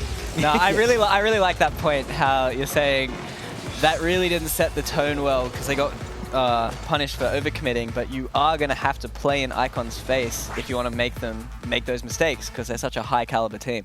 Yeah, it's basically making those opportunities count from when you can actually get them. Because if you can't make those opportunities happen at all, then instead of actually playing to win, you're just playing to not lose, and then you're eventually just going to end up losing it anyways. Yeah, definitely. And right now it feels like a bit of a speed mismatch between the two teams. Game number 2 coming up your way right now as Edge going to look to make amends. They had the chances, they just didn't put the finishing touches on. Icon was certainly far more clinical in that department. Express sitting in net. Oh, Riv with a nice challenge, and it sits into the corner. This is what Edge need. It is, and Riv, the youngster, the least experienced player on the field right now, has made it look like he's at home and comfortable, because he's banged that one away 10 seconds in, and this is what Edge need to do. They need to get that speed up, those passing plays going, because that's where they're going to put Icon under pressure. Express, again, gets challenged in the defense. Bango touched it a bit awkwardly, though. Adzi manages to recover it. Shady boomed into the center. Riv off to the side. Bango ready to receive this pass. Express, you see him again being so patient in defense, wanting to clear it away, but Adzi as well. Oh, look at that. He recognizes the open net. Express saw it and almost couldn't get to it. Now CJ got to challenge this ball. Nice push. Shady goes for the shot. Oh, goes for the backboard instead, actually, and seems as though Riv manages to clear it away. I'm really liking some of the touches and passes from Riv. He's actually really comfortable with that ball. Even though he's got attackers coming at him, he's calmly passing in defense. He's just popping it on for his teammates. And, I mean, for a player that's got the least amount of experience on the field, he's certainly making up for it. Now Bango pushed it away. You see Adzi as well trying to bump away the defender. And I think it's working. Oh, no. Bango couldn't finish it off, but the bump play worked. Even though they are at a 1-goal lead, they're playing very aggressive and they are playing very smart. Oh, Bango. As I say that, he almost does the caster's curse for me. Bango with a nice little flick. CJ manages to interrupt it. Shady challenges it away. 1-2 touch as well. Now, CJ passing it. You see Express ready and waiting there, but Adzi manages to get the clear. Bang from Shady over to CJ. And Express is there, so it seems as though Shady's the last man standing. Challenges it into the midfield. Now Bango and Shady and Express are right on his heels. CJ is ready for it. The pass into center, but challenged off the backboard by Riv. And look at that, fast plays from Edge. This is what we haven't seen from them before, and this is what we like to see, but double commit. Oh no, Bango, smart play to go back, but backboard play from Icon. Express, 1-2 passing play, and the score is equalized. Yeah, just they drew out that last defender as well, and well, once that defender was gone, Express just had a nice open net to shoot into, and he doesn't make those mistakes in front of goal. That's his bread and butter. Yeah, well, for this level of competition, if you make those mistakes, then that's the difference between winning or losing the match. And even though Icon are behind, they are clearly now ahead. Well, we saw this last week. It seems to be a lot of teams conceding off the kickoff there. And, oh, actually, Edge got caught cheating numbers up, and they didn't get that hit that they needed to, and it just left them wide open at the back. Well, not only last week, but we have seen it earlier today as well, where they were punished for it. Chiefs punishing their opposition for it as well. Now Bango trying to make quick work of the opposition. Express challenged by Adzi. Bit of time here for CJ. CJ manages to recuperate, grab a bit of boost. Shady over to CJ. Nice little play that worked out in their favor. But Adzi, you see him so far back, and it's working out. Adzi to Bango. Where is Riv? He is there. Oh no, challenged away by Bango. That was almost the touch that Edge needed to get it in. Now Express goes for his retaliation shot. Riv manages to clear it away. Bango couldn't quite get to it. Shady's there. It's an open net. Can he finish it? Oh. No! He can't quite get the angle. Express now pushing it back towards his team. But CJ playing a bit of a patient game. Doesn't want to overcommit anything too much. Now Express again into the corner. It's going to sit right there, and look at that clinical 3-1 lead. Who was it that committed really hard for that? Bango. He committed so hard for it, but you could see that there was no one at home. No one absolutely at home for Edge, and that is them now conceding a 3-1 lead when they were in front at the start of this. They conceded a kickoff goal. They conceded that goal just then. So a lot of the hard work that they've been putting together has unfortunately come undone.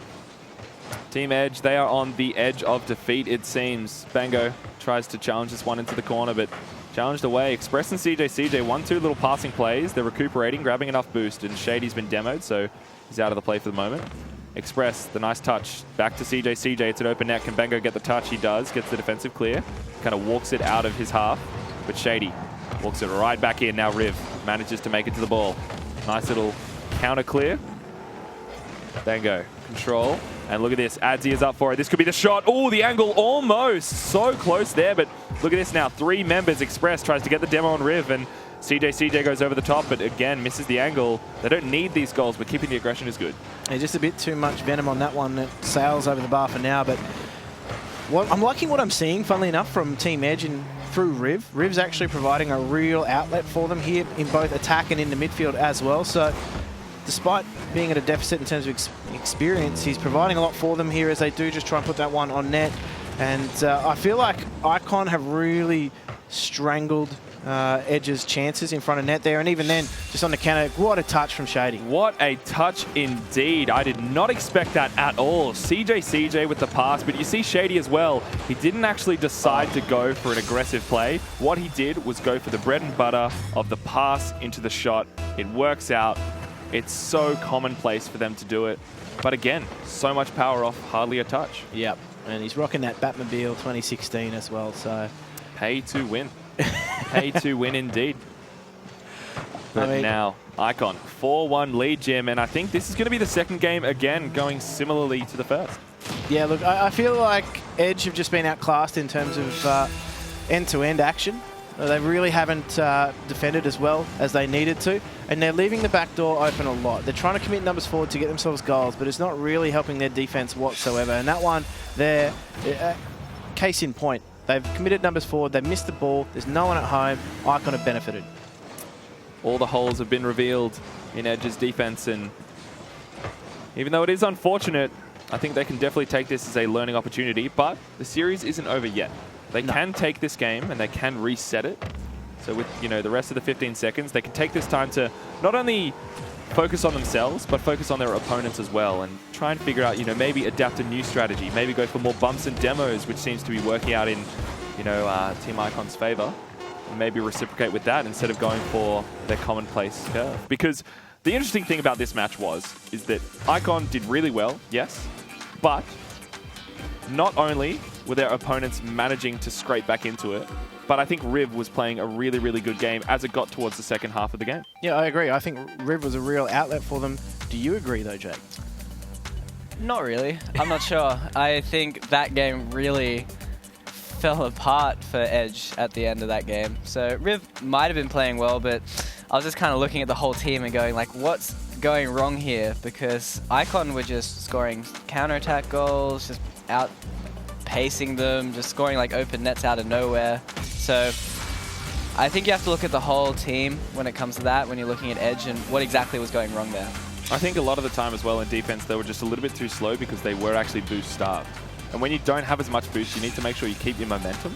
in order to actually get those clears and get the touches you need to get it out of your defense. I was really impressed with Shady, actually. Shady was spending a ton of time in the other team's half, just annoying them and then getting those crazy redirects to just add chaos on top of that. So I think Shady played a really large role in just annoying Edge. And especially when you're out of your comfort zone because you're on the back foot the whole time, but you're also getting harassed by one of the players, it really makes it so that there's no room for you to kind of get back into the series. Yeah, I think it's similar to how Chiefs were playing as well, where Chiefs were having a lot of those players really forward as well. So Icon and Chiefs really looking similar for me right now. I think they're really turning into a very similar team. Well, they're both kind of that world-class team that we've known them to be because they've both been to RLCS. And, I mean, obviously without Zen. But the thing is that Chiefs, they do have a way to go, I think, in order to actually stand above Icon. I think that's going to be one of definitely the best matches of the entire league play itself. But I think for now, you know, we're heading into this, what could be the final match for this series here. Icon wanting to solidify a 3-0 lead and keep their 3-0 lead in league play, whilst Edge just wanting to get the points on the board. Yeah, Edge is looking for a game here. They've got to start and build one game at a time.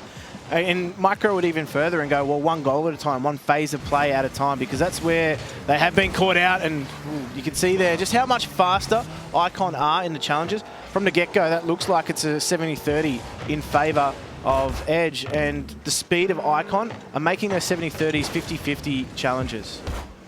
Bango now going for his 100-0 challenge. Express again for his 100-0 off the wall. Riv touching it off to the side to Bango.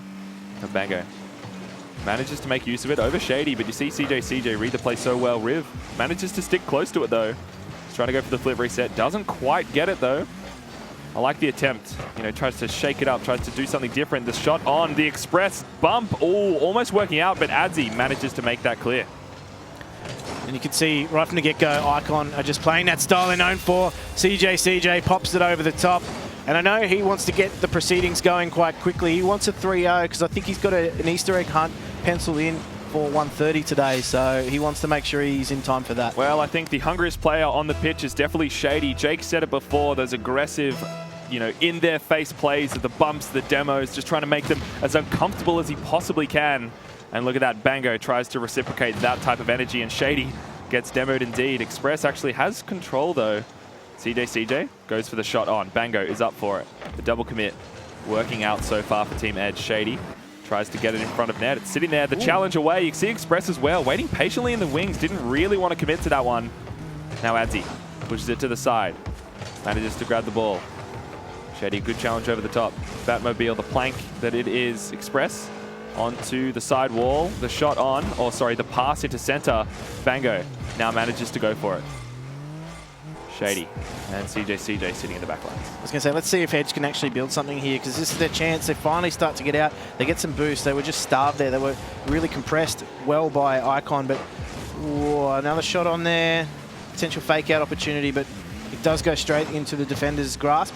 They will push it away. Icon are dealing with this well. Adzi almost gets the shot. Ooh, top bar and down, but not in, unfortunately. Adzi trying to now get to this ball again. Good challenge away. Manages to nag the boost as well. And Bango tries to challenge Express in the midair, but it's an open net. No, actually, Adzi manages to make quick work of it. But look at this, Shady so close to it, and he manages to finish it off. Icon with a nice little close passing plays. And he manages to wedge himself in there between the defender and the ball and the net, and in turn as well. But that is what Shady is good at. I really like that play from Express though. Did you actually see that? He was so patient. He allowed his opposition to make the touch, the pass for him, so that he manages to get an additional pass into it to allow Shady to finish it off. Really smart play from him, forcing the mistakes out from Edge.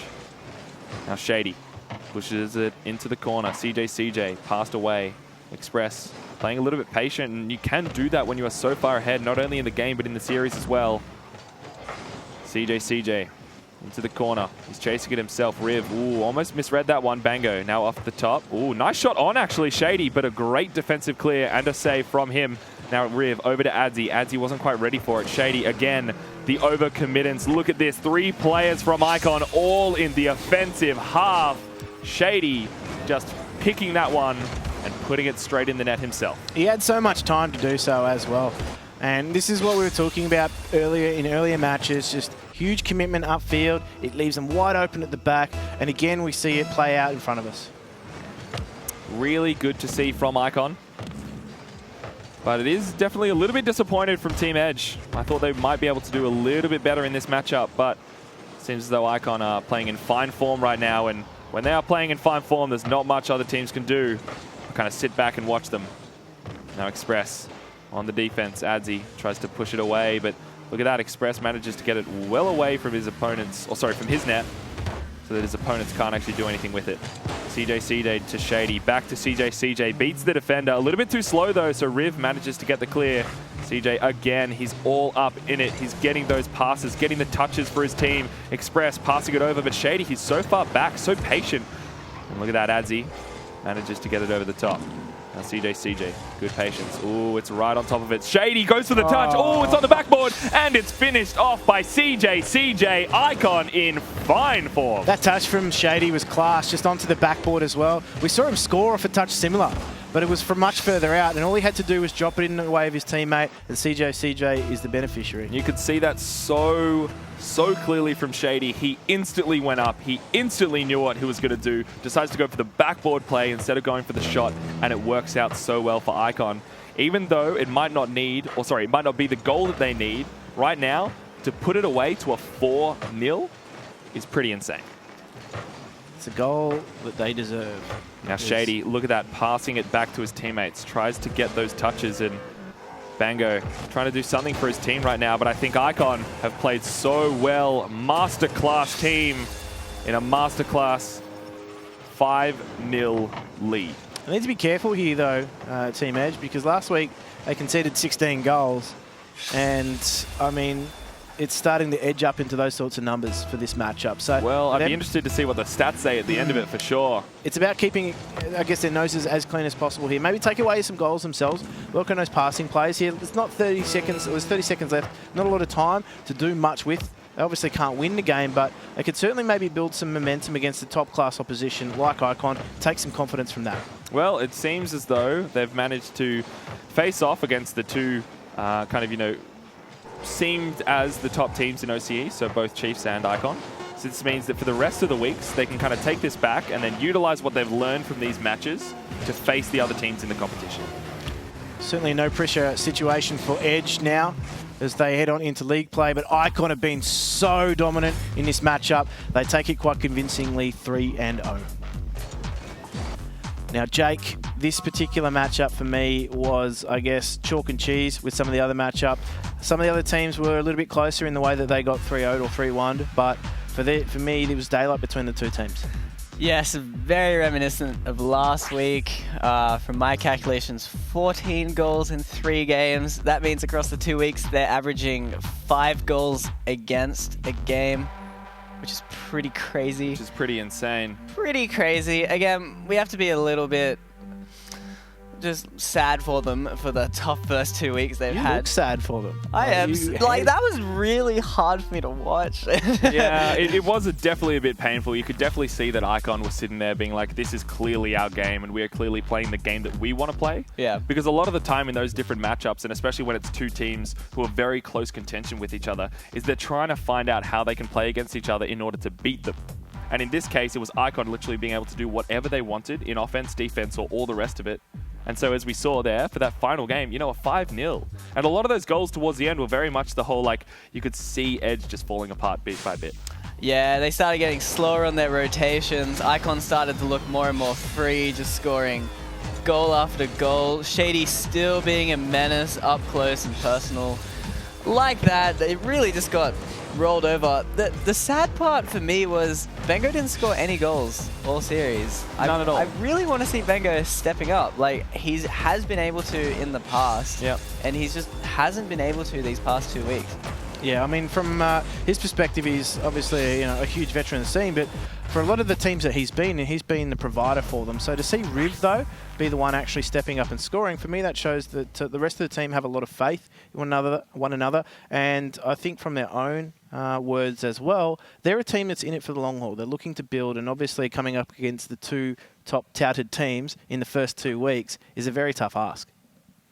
I kind of am a little bit lost for words for Edge. That's not normally like you at all. Like you're Yeah, normally full of words. Well, here we go. Yeah. No, I think that Icon played a fantastically kind of masterclass game of, you know, what we see from them when they have been over at the RLCS, like on the world stage of that type of play. Because, you know, there was that really nice backboard from Shady where he managed to get the redirect, which then was finished off by his team. There's a lot of those passing plays that we see from, you know, those RLCS teams. Tainted Icon do seem to be trying to structure themselves a little bit more like the RLCS teams. It's definitely pretty difficult to play like that against the RLCS teams. I think Edge were giving Icon a lot of room to play with, but it should be good. I think Icon are definitely looking like they're stepping up. It certainly is the case. And I mean, we're looking at now our player accolades. We're going to look at the clutch playmaker. Shady with 4 assists across the course of that series. 1 per game, but I mean, there were a lot of clear-cut chances for them, weren't there? Yeah, that doesn't surprise me at all. I think Shady played a masterclass game. He was able to get those touches. We saw so many redirects even as well. So not only those passing plays, but he managed to be in the spots that his team wanted him to be in. Yeah, and I was interested to see how Express really seemed to be hanging back a little bit more to allow Shady to be that kind of crazy provider. And CJ, as always, just being very aggressive and scoring a ton of goals. Oh, there you go. And I mean, it is really, at the moment, from all accounts, it's Icon that are sitting on the stats with Express as our saver with, I think it was 4 saves? Yeah. 5 saves, actually, sorry. You're the I'm man. a stats man. Okay. It's just coming through my head. You know, brain power. Express did a really good job in defense. You saw so many great clears from him. You know, a lot of the clears off the backboard that went directly to his opponent's side. You know, never the ones that hit the roof and then go straight down, you know, to sit there awkwardly for his team. He manages to clear it really well. He passed out of defense, which is always pivotal and what you see of those, you know, world-class teams doing. Yeah, there was some pretty awesome clears from Express. They actually scored a few where he would smash it up the line, and Shady most of the time was there, ready to put it in. Edge being a little bit slow back, not ready for that kind of play, but Express really having that pretty awesome vision, even in defense, to be able to find his teammates. Yeah, and then having the confidence as well to be in those positions for his team so that he can pass it out and get those goals happening. There you go. Well, it is time for our Dare Golden Striker.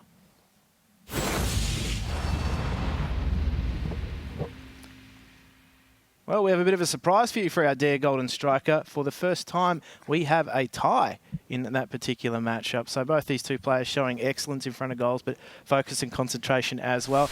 We have Shady up first here with 6 goals.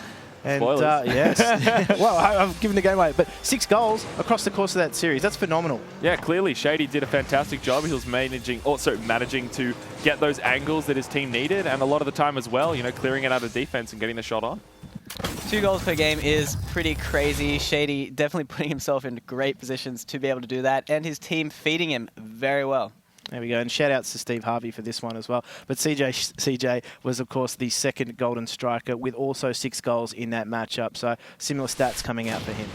Yeah, CJ driving a bit more forward than Shady. Shady was getting a lot of weird redirects, lots of intercepts, where CJ was just scoring nice forward, quick passes. What you normally see from CJ, just being outpacing, just really random, following up his teammates' touches really well. Exactly what you expect, honestly. Yeah, I think it was very much him kind of finishing off what his team was doing with passing it or getting those backboard touches. And being there is, you know, obviously a very important part of offense, because if no one's there to finish it off, then it's just going to be sitting there as like missed opportunity. Yeah, he was playing like that third-man role before Express could come in as the actual third man and score. No, but it's good to see. Well, there you have it. There are our Dare Golden Strikers, CJ, and Shady.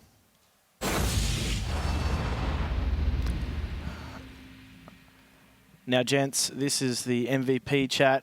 Who for you really stood out? There was obviously, you know, a lot of names being thrown around, particularly the last two, Shady, and CJ. We're just going to name everyone twice. But who was your MVP? Because there was a lot of action on the field and a lot of, I guess, factors as well. Well, there was a lot of stuff going on, but for me, it clearly has to be Shady. He played out of his mind. He did so many great redirects that, you know, Team Edge had no idea how to deal with it, and it kept the pressure on for his team. And then he managed to be in those midfield passes, as you said, also getting the most assists as well. I love how you're saying Shady, they couldn't deal with him, because that's exactly it. You just saw Shady just wreaking absolute havoc, and then CJ there to pick up the pieces. Express chilling, making sure nothing goes too badly, but it was definitely Shady setting up that entire offense. And when you score 14 goals in 3 games, that's pretty good, pretty good. It certainly was a well-rounded performance, guys. But don't forget, you can have your say on the MVP as well. Make sure you are on our socials with Facebook and Twitter at Gfinityau. Join the conversation and let us know who you thought your MVP was, guys. Don't go anywhere. Our final match of the day is coming up. Out of Order versus Esper up next. We'll see you then.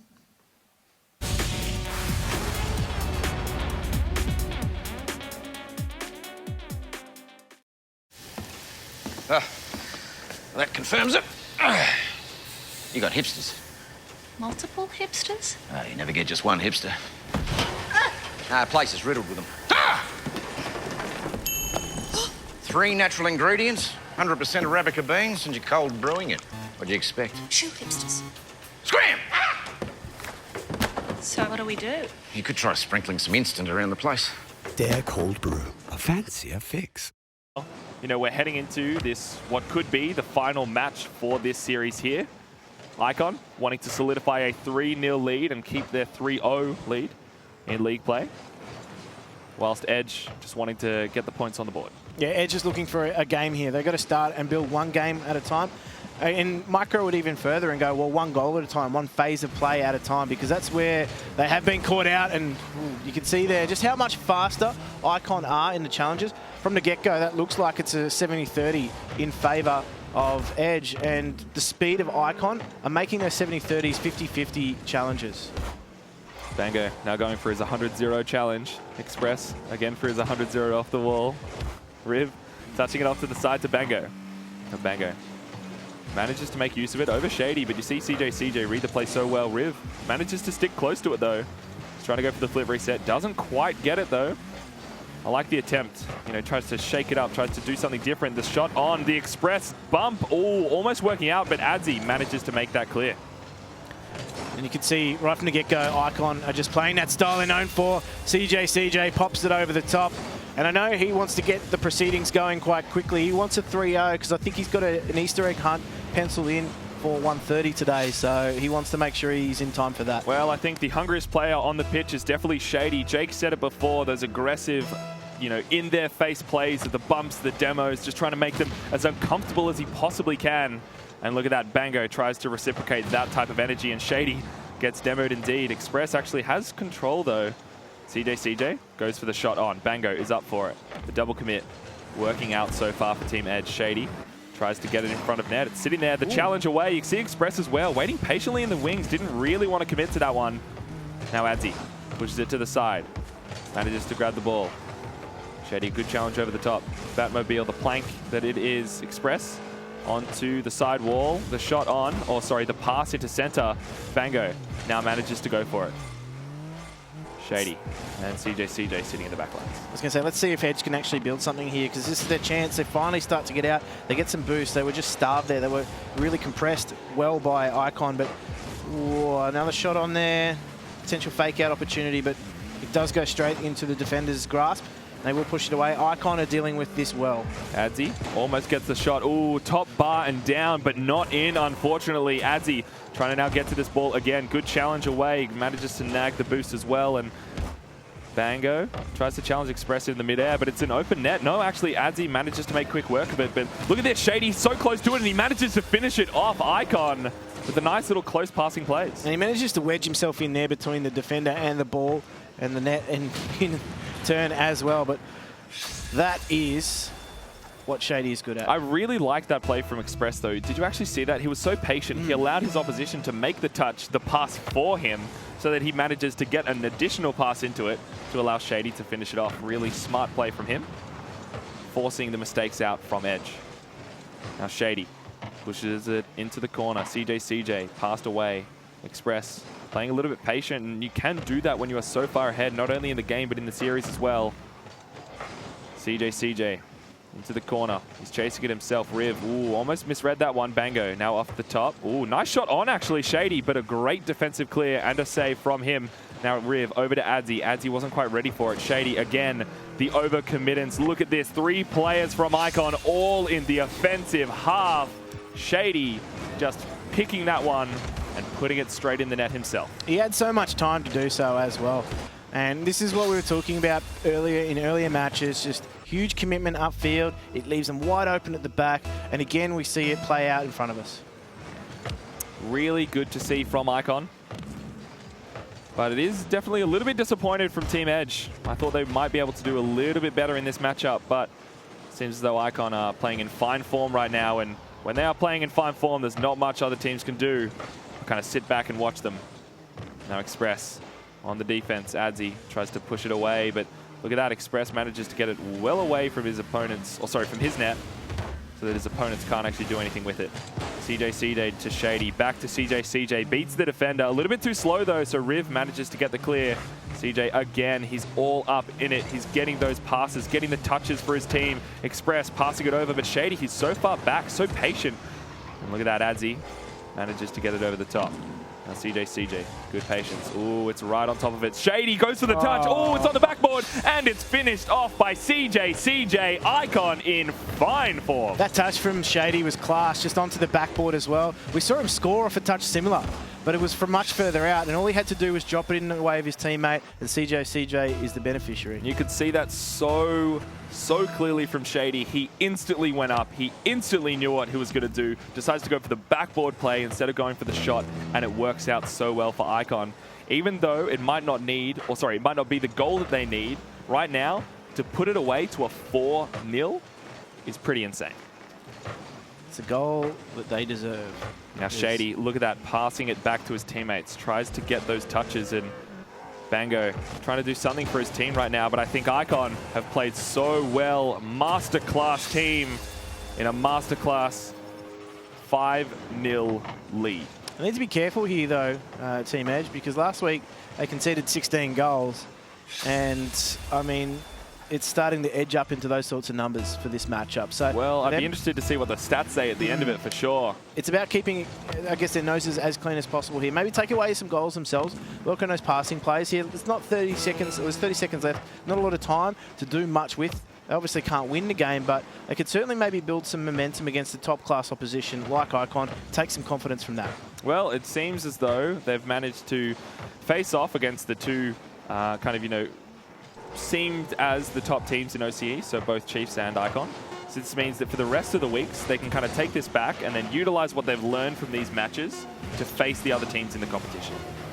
Certainly no pressure situation for Edge now as they head on into league play, but Icon have been so dominant in this matchup. They take it quite convincingly, 3-0.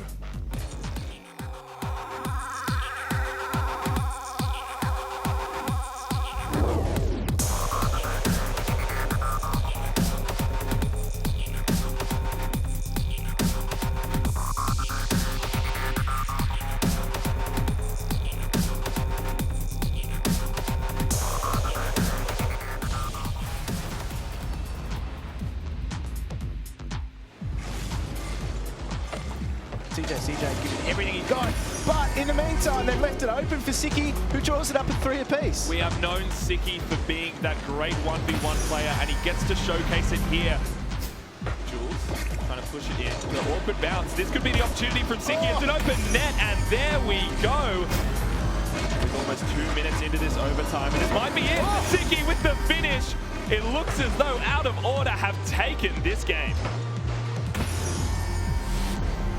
Last week started really well for Out of Order. They won the first 2 opening matches of their Gfinity Rocket League Oceanic Masters campaign, but it all came crashing down. They lost 6 straight in their next games, and gents, let's see what the fallout is. Can they bounce back in week number 2? I believe they can. It was definitely a bit painful to watch because, you know, I've seen these players progress from, you know, their kind of ground roots all the way up to where they are now, and it was very disappointing to see. We expected a lot more out of them, and I think that, you know, maybe today is where they start to bring back and grind back into, you know, where they think that they should be, which is, in their minds, 3rd place. It's a new week, so you would think they would have had time to reset, but you're right. It was pretty brutal last week. I believe in them. I think they can get that past them, forget about it, and move on to this week. Well, let's take a look at the lineups as they present themselves today. Obviously, as we said, Out of Order, they are a team that are looking to make amends. Jules, Decker and Siki, but We saw some promise last week from Team Esper, but it wasn't enough to get themselves out of trouble. They didn't really get themselves going at all last week. There were some flashes of brilliance, but Daisu and Outlast, they were the talking point last week. They are the two veterans in this roster, and Cobbo really had a rough outing too. He was really, I guess, baptized again by fire. It seems to be a theme for all of these youngsters. I think Team Esper can kind of pull, you know, a cat out of the hat, or like, you know, a rabbit out of the hat. I feel like they have all these opportunities to come up with these crazy plays out of nowhere, and it's up to Out of Order to kind of adapt to that, or whether it make it so that they can never actually be able to do that. I think Esper do have a lot of skill. I've always really respected Outlast and what he can provide to a team, and Cobbo did underperform, but I definitely think he was having the nerves. So I like what you think. Esper definitely do have that, what's the word? Well, I personally feel that they have like an emotional... Volition. Or more emotion. Emotion? Yeah, like okay. more of an emotional reaction. Like I feel if they go 2 games down, then they're pretty much always going to lose the third. Because, and I don't want to say tilted, but I'm saying that like they get more affected with losing rather than like a lot of other teams where they can kind of reset, they can bounce back, they can focus on the game now instead of focusing on the entire series as a whole. Well, Order showed last week that they cannot do that, at least. Well, Could yeah, not I was gonna say. last week, so I guess the first few games of this series could be very important. Yeah, but both these two teams do suffer a little bit from their emotions, maybe not getting the best of them. But predictions from you both heading into this one? I want Out of Order to win. I think they'll do it in probably like a 3-1 fashion. I'm going to call 3-2 Order. I think this is going to be an exciting series. I'm looking forward to this one. Interesting. I'm keen to see whether or not they go in the reverse sweep fashion, whether or not one of these two teams can get their nose out in front and then have their legs swept from under them. I don't know if that's going to be the case, though. I feel as though, Out of Order, they're a team that's on the bubble. They were looking heading into this league play as a team that was sitting at 3rd position. They want to cement it. They're going to start now in week 2. Well, they're going to have to do it right now because game 1 kicks off. Out of Order up against Team Esper. Cobbo trying to make the first move. Siki actually challenges the way into the corner. Outlast, up it goes. Daisu, where is he? Oh no, an unfortunate little flip off to the side. Couldn't quite finish it. Now Siki down to Deca. Can't quite make the touch. Siki interrupted it. Oh, it's sitting above it. Daisu actually does get to it. Nice little block from him. A double save. Goes out. Some stats. Siki off to Deca. Deca touched it up. Jules goes for the ball instead. No one really to follow up from Out of Order. Outlast onto the backboard. Siki. Out he goes. You see Deca so ready for the clear, but Siki decides to go for the solo play instead. Might not have worked out too hot. Deca interrupted by Outlast. Esper are on the front foot. Jules, good challenge away. Outlast with the interruption. Ooh. Now 1-0. Nice little play. And that front foot has turned into some boot scooting because they get themselves on the board nice and early on in the piece. And you can see there, it was Outlast that puts the final touch on it. So they get themselves off to an ideal scenario. But, I mean, from Esper's perspective, they need to continue now. They need to build on that lead. Deca just a little bit too slow to get to that ball. Now we are to see what happens with these teams. Jules bumping it away into the corner. Daisu over to Siki. Now this might be the chance for Out of Order. Deca almost got to that one. Jules, nice little shot on, but Cobbo, Daisu and Outlast all in defense, ready for it. Crossfield pass from Deca, but there's no one there to receive it, so not too sure about this one. Jules up to Daisu. Deca, last man in defense, touched into the corner. Nice little touch. Goes to the boost instead of the ball. Interesting choice. Jules away to the midfield. Daisu now has control. Pushes it up himself. Siki on the sidelines. Deca is actually fast to this one. Doesn't quite have the angle that he wanted to get. Now Jules, this is it for Out of Order. Jules, up he goes. Nice little shot on. A double commit there. Deca, Outlast does not want to go out. He wants to wait for the shot and then go from there. Touch off to the side. Jules is up for it. Jules reads it really well, actually. Siki, you see him so ready, waiting for this pass. Wanting Deca, Jules, or someone to pass it over to him. Outlast. Good pop over the top. Jules goes for the shot instead of the pass. It's all okay. Deca trying to get it. It's an open net. Can Jules make it? He does. Now that's good for Out of Order. It's 1-1. Yeah, they finally get themselves the goal that they wanted. And, I mean, for much of this game so far, it has been a turtled up Esper who've sat in their own nets. They've sat back a lot defensively. Funnily enough, last week when we were watching them play, it was a lot of the solo dribbling plays from Outlast that seemed to get them out of their own half and into the attacking transition. We haven't seen that thus far this week. They're not letting anybody out out of order. They're really happy to challenge and make sure that Esper have a real difficulty getting that ball out of their own half. Siki touched it into the center. Daisu interrupts that play. Outlast off to the side. Siki now has the chance. Kobo's up for it. Pushes it away to the side. Jules challenges it into the midfield. The passing play. Deca got the chance but couldn't quite get the angle. Now again, Team Esper on the back foot. Siki, Jules is there. Or goes for the back foot. This could be the missed opportunity, but no. Kobo couldn't quite convert that one, but he converts the pass from there. Nice shot. It was a great piece of play here, and I mean, I thought there was a chance of begging for their opposition in out of order, but it turns around and comes the way of Esper. So I think both these two teams have had their chances. Whilst they haven't been completely outclassed yet, I feel like Esper have definitely been on the back foot for most of this game, and they've had, I guess, counter-attacking opportunities, which they're taking. 2 minutes left in this series. And Deca now up for the ball. Can't quite convert that shot on Jules. He's up for it. Doesn't read it too well. Now Siki. Oh no, it's an open net for Outlast. But Outlast and Daisu, a bit of a miscommunication there. Couldn't quite finish it. Now Jules, Kobo's up for it. Gets challenged away by Deca. Outlast on the back wall. Bumped up it goes, and Siki is up for it. Jules again waiting in the wings. Oh, it's an open net. Can Deca convert? Oh no! Goes for the backboard play instead. That should have been the goal that they needed. Yeah, look, I think he may have taken the shot there and wanted to certainly put that ball over the back of the net, but it wasn't to be. And we've seen in previous weeks, Deca's a player that can be affected by confidence. And when he's confident, he's such a fantastic player for out of order. But when he's not, it really shows and the team struggles. Well, Deca's trying to be aggressive. Now Jules takes the shot, couldn't quite convert that one. Now Siki up for the ball, interrupts Outlast little play. Deca waiting for the pass from Siki, can't quite get it. Gets actually demoed by Outlast. Now Daisu manages to pass Jules in defense. Kobo, pass out to Outlast. The infield pass, working out the shot on. Nice opportunity. 45 seconds remain, and it seems as though Team Esper are really taking control of this game. Yeah, it looks like they're really taking it by the scruff of the neck, and Esper now cement that with a third goal through Daisu.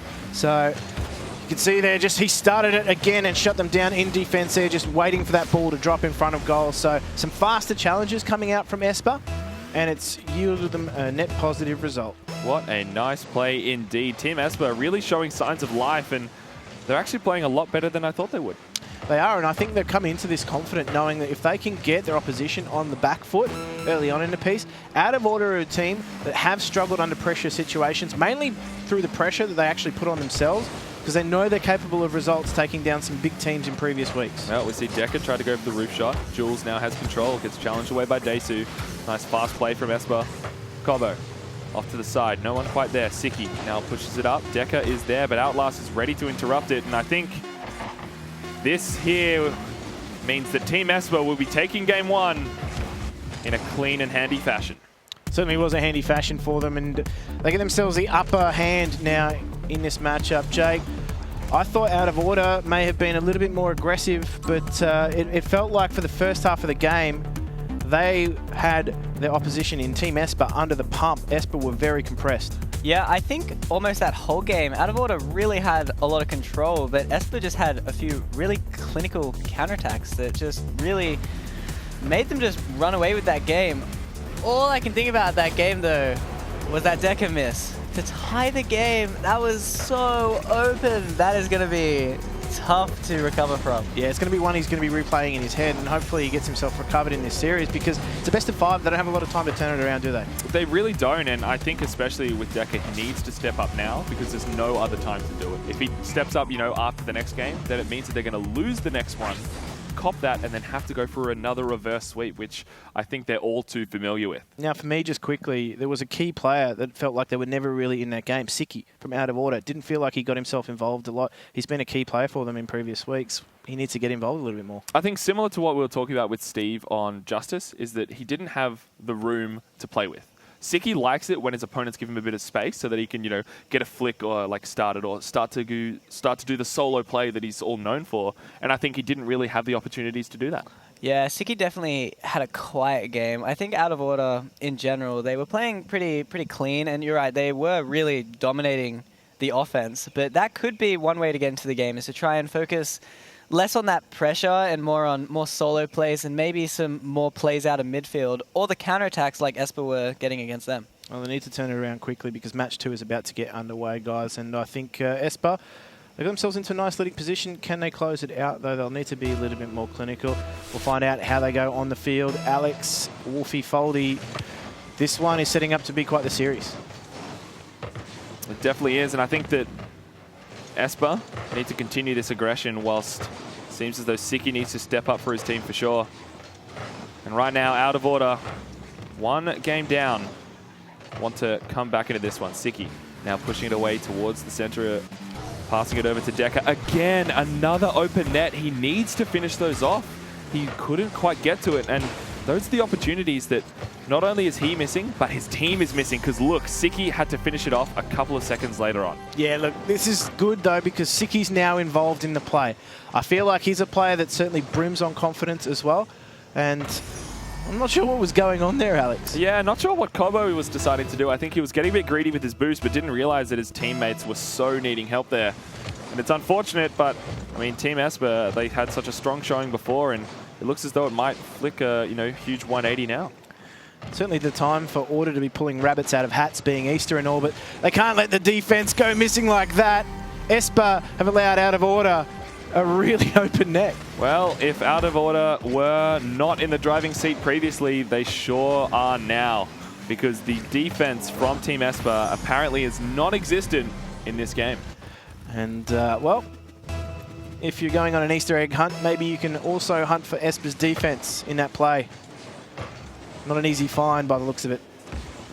Now Outlast trying to rectify what has happened, or for the first 50 seconds of this game, tries to even it up. Siki tries to challenge it up to Desu. Couldn't quite get to it. Jules bumped up and away.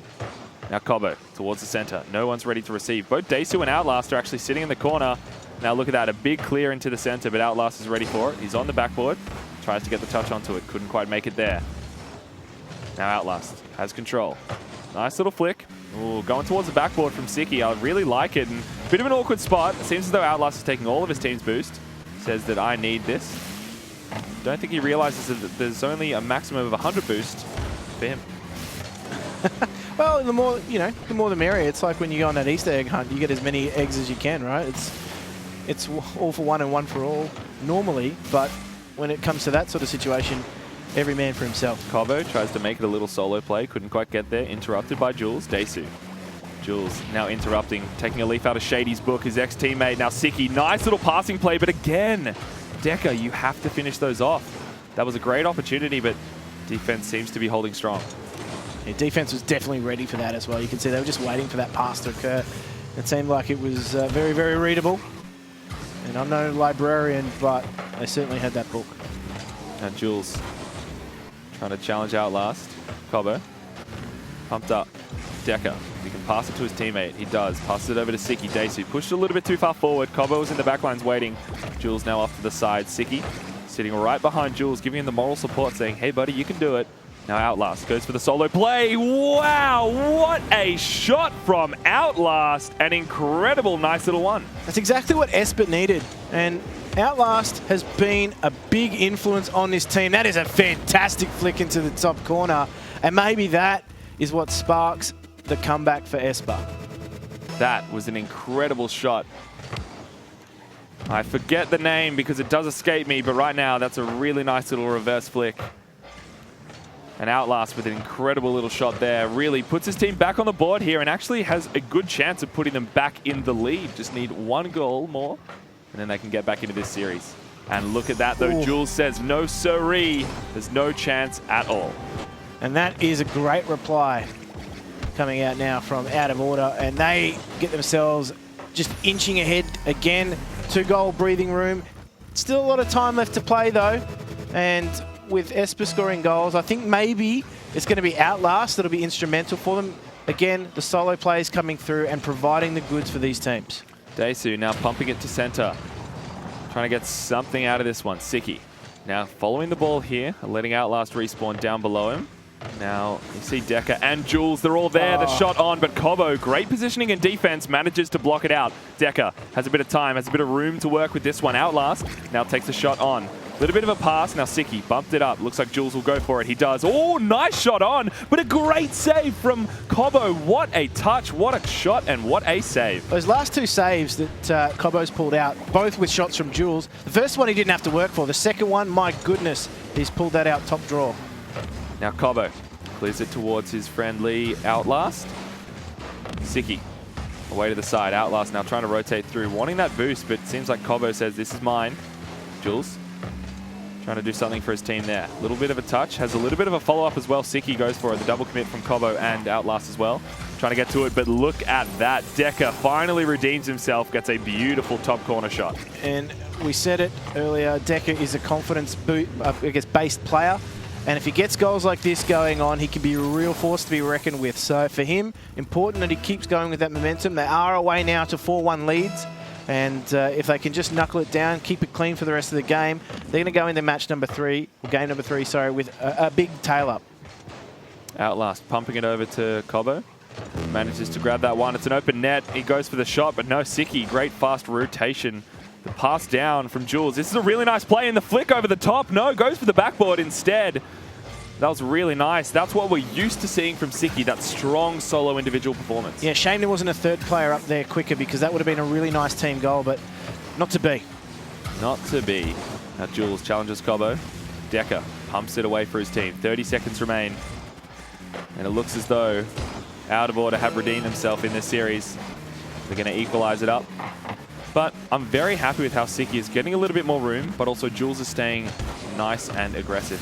The defense did actually fall a little bit apart, but Outlast, you cannot say that he hasn't done enough in this series, because he's done that right there, the pass over to Daisu. And Daisu just waiting patiently for that one, waiting for it. You can see that ball's just run into the back of net, and there we go, cleaned up as soon as the clearance touch comes through. Daisu makes no mistake. And they find themselves a second goal, but 15 seconds left. I don't think they've given themselves enough time. 13 seconds. Deca trying to challenge Outlast in the midfield there, but nothing can quite come of it. Now Jules going for the double touch. He manages to make it and opens up the net for Siki. Now the consolation prize gets another goal for Siki. And it looks as though the warrant for Siki has produced dividends, because he's been found safe and well and present in match number 2. He was missing from game number 1, but it's all right. The Australian police have found him. Safe and sound. And now look at this. Siki just trying to add something else to it as well. But Out of Order have now equalized this series. They looked a lot stronger that series, but also it seems as though their opposition, the defense just wasn't there. Yeah, bigger input from, I guess, the key playmakers, Siki and Deca. What did you make of it, Jake? I do think Out of Order were rotating a lot cleaner that game. They definitely looked quite sharp on offense, but you can't ignore that Esper did kind of fall asleep a bit on defense. There was a lot of open nets where it was like, what? Where have they gone? So it's that whole response of, what? It's optimistic, because that's like a reasonably easy fix, right? It's like, hey, let's actually just get back and not leave the net open. So I think Esper should be able to bounce back pretty comfortably from that. Yeah, it's just a matter of cleaning up those defensive, I guess, blunders. Yeah, they were just completely vacant in those moments when that goal was sick from Outlast. That goal was so good. I saw him go for that off the wall for a double touch. I was like, that's crazy. And then he scores that. So he's been practicing. Yeah, I mean, they're going to need him too in the rest of this matchup by the looks of it, because Out of Order have really turned things up. Yeah, and it was, you know, one of the few goals that did happen. But again, Outlast was such a pivotal player, because he got the pass to Daisu in that instance right there. And even though there was 2 defenders in net, they managed to thread the needle and put it in. Yeah, it looks like Outlast is really leading the attack. So I like what you're thinking. I think it's really, Outlast is really good at creating chances for this team. So I think Esper definitely can put their faith in Outlast and really score from those chaotic environments he creates. Let's take another look at that goal that he scored. This is worth another look too. What makes this special, Jake? Okay, so it's pretty crazy. So this is called a musty flick, but the really cool part for me is basically this first touch is amazing, and he fakes it. So it's a delayed musty flick as well, because he points his car up, kind of looking like he's going to do an air dribble or something, and then at the last second backs out and then does the musty flick. Really crazy. Haven't seen anything like that before. Yeah, certainly not in league play. I mean, league play usually produces a lot of, I guess, crazy attempts at these things. Normally it's someone like Zen, for example, that goes for these sorts of things, though.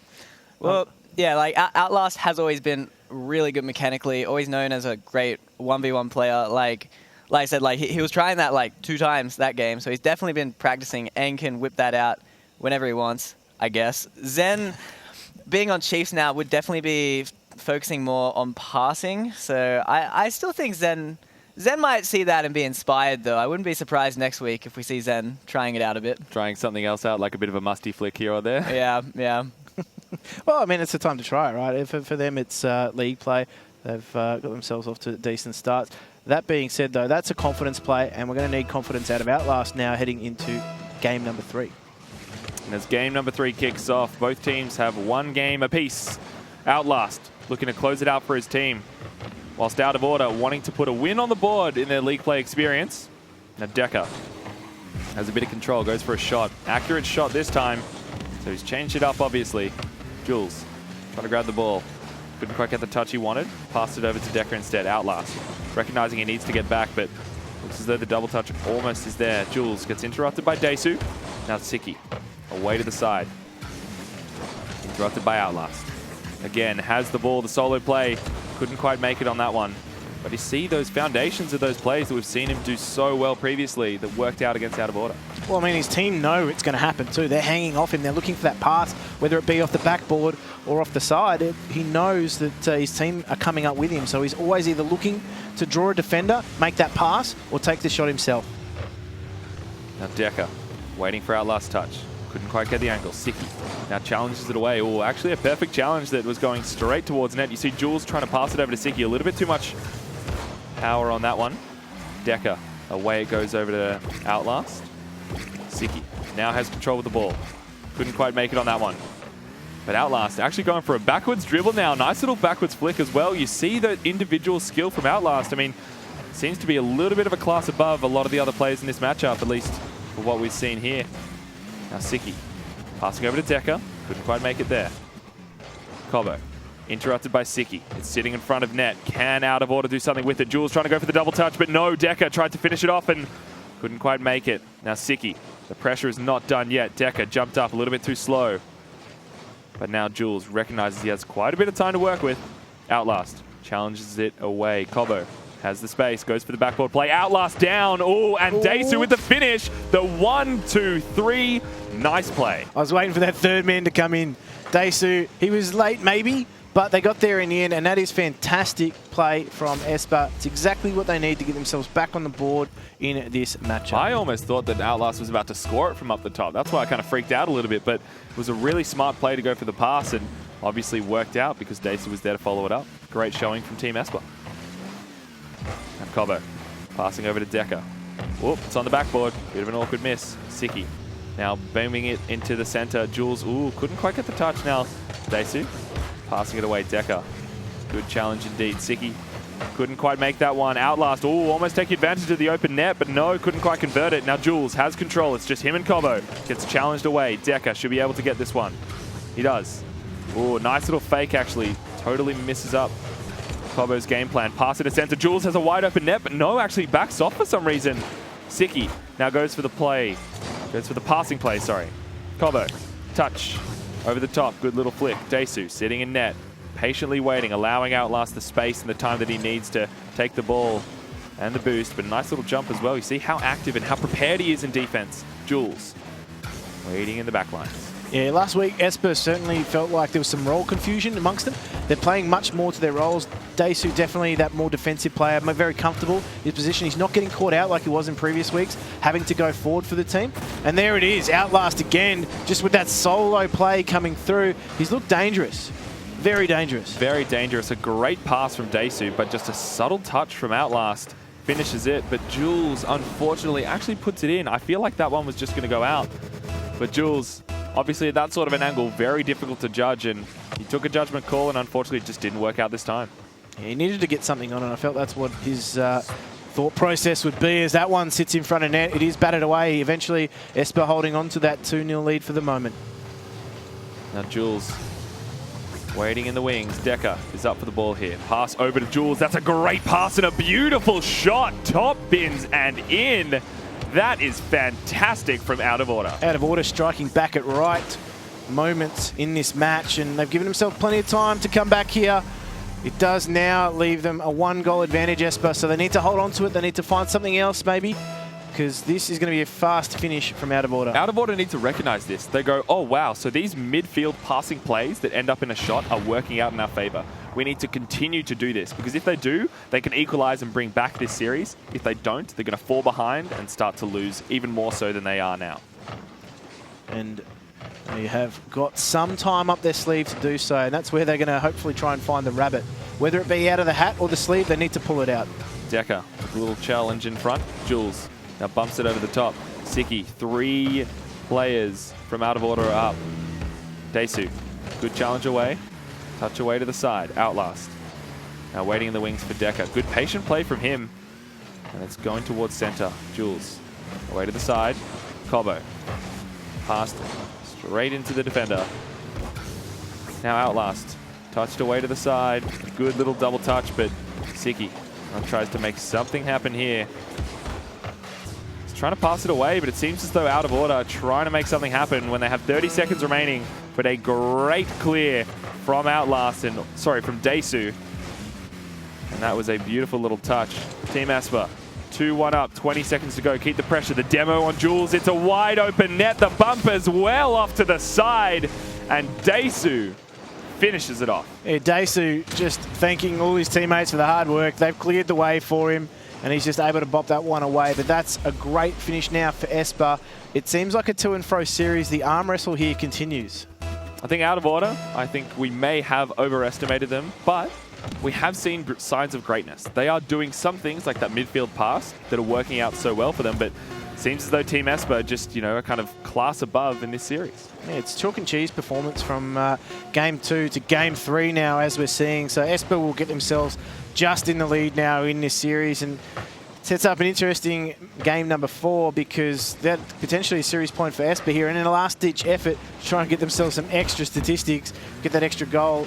It does eventually hit the ground. Esper runaway winners, but as I was saying, Jake, it's a chalk and cheese performance between that and the last match. I think Esper really stepped up that game. I think their offense was pretty awesome. I don't think Out of Order were really... They weren't giving them massive spaces or openings. I think Esper really created the chances and then punished them. And their defense, for the most part, was pretty clean, holding Out of Order to just 1 goal. So I'm really impressed with how Esper played just then. Yeah, I'm very impressed by how Esper played, because last game, it was their defense falling apart. And this game, it was all kind of falling into place. Outlast with some incredible solo and also team plays. And Esper just kind of like, you know, as I said, just a second ago, they're looking like a little bit of a class ahead. I love that backboard pass from Outlast there, staying very creative in attack. And this redirect, I thought, was crazy when I was watching it. So I was watching the replay and I was like, how did he get that angle? It's a really strange way to shoot this with the bottom of his car, but he accelerated it. I feel like he took a leaf out of Shady's book in that instance, because Shady we saw from, you know, the previous series to do some incredible shots, but also some signs of life from Jules and also Out of Order. So I believe that they have the opportunity and ability to do it, but whether they have the execution to actually come back in this series is yet to be seen. That was a crazy good shot by Jules and amazing setup. So you are right, Out of Order, they definitely have that class in offense. You cannot count them out anytime soon, but Esper are very much stepping up and really limiting those chances and not letting Out of Order get those midfield passes that they're so good at executing. Yeah, they're doing a good job of shutting it down before the play even happens. And you can tell that Out of Order, they're getting a little bit frustrated by it. They're not knowing how to kind of counteract that. They're kind of sitting there being like, oh, like, what do we do?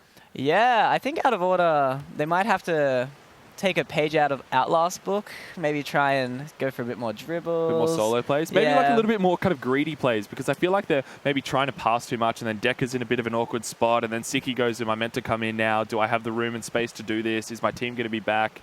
I think it's a lot of second guessing. So many questions. So many questions. So many questions left yet unanswered. to be answered by Out of Order. And I think this is the game where it's either they answer them and they finish it off so that they can come back into the series, or we leave them unanswered. Well, my question is Out of Order's defense going to stand up? Because it felt as though it was really exposed in that last game.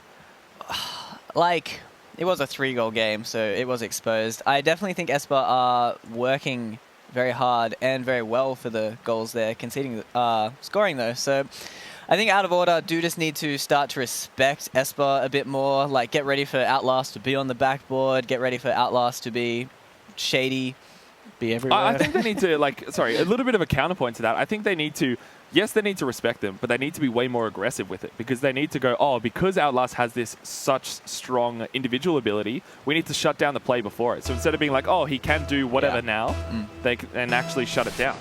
And I think as we head into the next match here, this is it. It's going to be do or die for Out of Order, whether or not they go 0-3 in league play. But Team Esper playing so well right now, and they need to continue this run.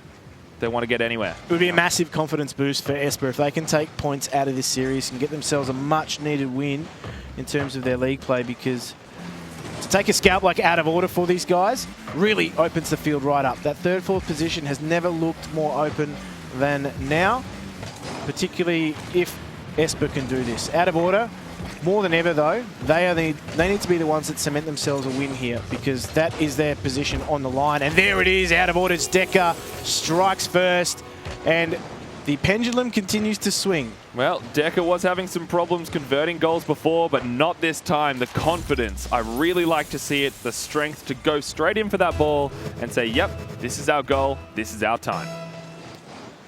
And now we're going to see whether or not there is an answer being provided by Esper. They've shown that they can go forward through their outlets, through Outlast, through Daisu as well. But there we go. Jules backs it up with another one for Out of Order. The greedy play is working out so well for Out of Order. You see Jules' lovely shot, goes onto the backboard, jumps out, and pops it back into the goal. An incredible showing from him. And we're seeing some really tight angles on a lot of these shots, and it's actually quite impressive to see players now consistently starting to bang these in and be real threats from any angle. We've seen some beautiful bangs from Jules previously, and then right there we did see an incredible shot, but that was almost a chance for Cobo to finish it off. And look at this, Daisu, Outlast, and Cobo, they're all there. They're trying to pass it in. The bang across, and I think it's a little bit too far. Decker now has control of the ball, goes for a bit of a roof play, doesn't actually have his flip, goes for the solo instead. Outlast interrupts it. Siki challenges it away. Jules, RP pops. Siki trying to get the pass, but the fake instead works out. Now Jules, he's on the backboard. He's trying to go for the double touch, but Cobo interrupts it. Outlast says, this is my time, but Decker says, nuh-uh, sir. Outlast again has control. Siki giving him the patience. Sorry, giving him the space to do whatever he wants with the ball. Siki, good little play. Daisu needs to back off. Cobo goes for this one. Jules, he doesn't have enough boost for it. Good little flip away. Decker must have called it. Great communication from Out of Order. Now Siki, bumped up and bumped down. Decker tries to pass the ball a little bit too high, unfortunately, but Jules couldn't quite get the touch. Now Daisu tries to make quick work of it. Passes over to Siki. Outlast. He's waiting for the touch. The two 1v1 players. Siki actually beats him out. Now Cobo has control. Gets challenged away. Wins the 50-50. Pass forward from Jules, and it's an open net. And the interruption is working out. Out of Order. 3-0 up. They've really streaked away in this match, and it's really surprising given how well Esper were playing in just this last game. And that for me is really interesting, because they are now being demolished quicker than the eggs are in the studio. I know you really want me to laugh at those, and I am enjoying them, but it's making it more fun for me to leave dead air with it. But it's all right. I got my smirk. That's enough. All right. Now Outlast passing it away. Daisu challenging it as well. Cobo with a great pass across. Daisu trying to get the touch, couldn't quite make it, but Jules now actually has this challenge to Cobo. Now back from Jules. Tries to use as much boost as he can, but look at that, a great little pass and a shot on from Siki. Now Decker, he's there, he's waiting for the touch from Daisu. Gets bumped away. Jules waiting in the back lines as well. I think Jules' ball this is. Now he goes for it, he's up into it, passing it to center. Siki is there, and Decker apparently, can he get the double touch? He needs to convert it, but he can't. Siki goes up, it's sitting on the backboard. Daisu clears it away, but I think right now this might be the retaliation goal that Out of Order do not want to get scored against them. Out of Order had options there going forward. They could have gone either way in terms of, there seemed to be just a slight miscommunication with that double commit for that ball, so they don't reap the benefit here. They are still 3 goals up, so it's not as though things are in dire straits for them, but you can see now Outlast again's doing what he does best and just solo playing that in and attempting a shot on goal. But a great save from Jules, great patience. Outlast wanting to get these solo plays done, but I think Out of Order have started to read them so well. Jules trying to pass it across, but no, it seems to be a bit of a back way. And Outlast, if he can make a quick shot on, no, it goes to the backboard, but close by Desu, couldn't quite finish it off. Now Cobo goes for the solo play. It's sitting right above net. Can he finish it? Outlast, ooh, challenged by Jules, and away it goes. And looks as though Out of Order have cleaned up their defense a bit. Jules making use and making quick work of the defense. Cobo popping it towards center. Siki passed over. Jules should be there. He is. Great challenge. Desu actually misses this one. Ooh, I thought that one might slowly walk into net, but Cobo didn't have enough boost. Goes for boost over ball. And now Deca tries to challenge it away. Jules, ooh, weakest shot I think he's tried to make all day. Now Deca. Outlast his touch. Siki tried to get to it, but it looks as though Jules could pick up the pieces and challenged away by Esper. Outlast now has control. Can't quite make the connection. Desu gets the push forward. But Cobo is all the way back in defense. Look how fast he is, manages to get back into the pitch. This is going to be a furious finish here. 3-0. Make that 4-0. Jules makes no mistake. And the numbers committed forward from Esper mean that there was very little to offer in defense there. Desu just missing that chance.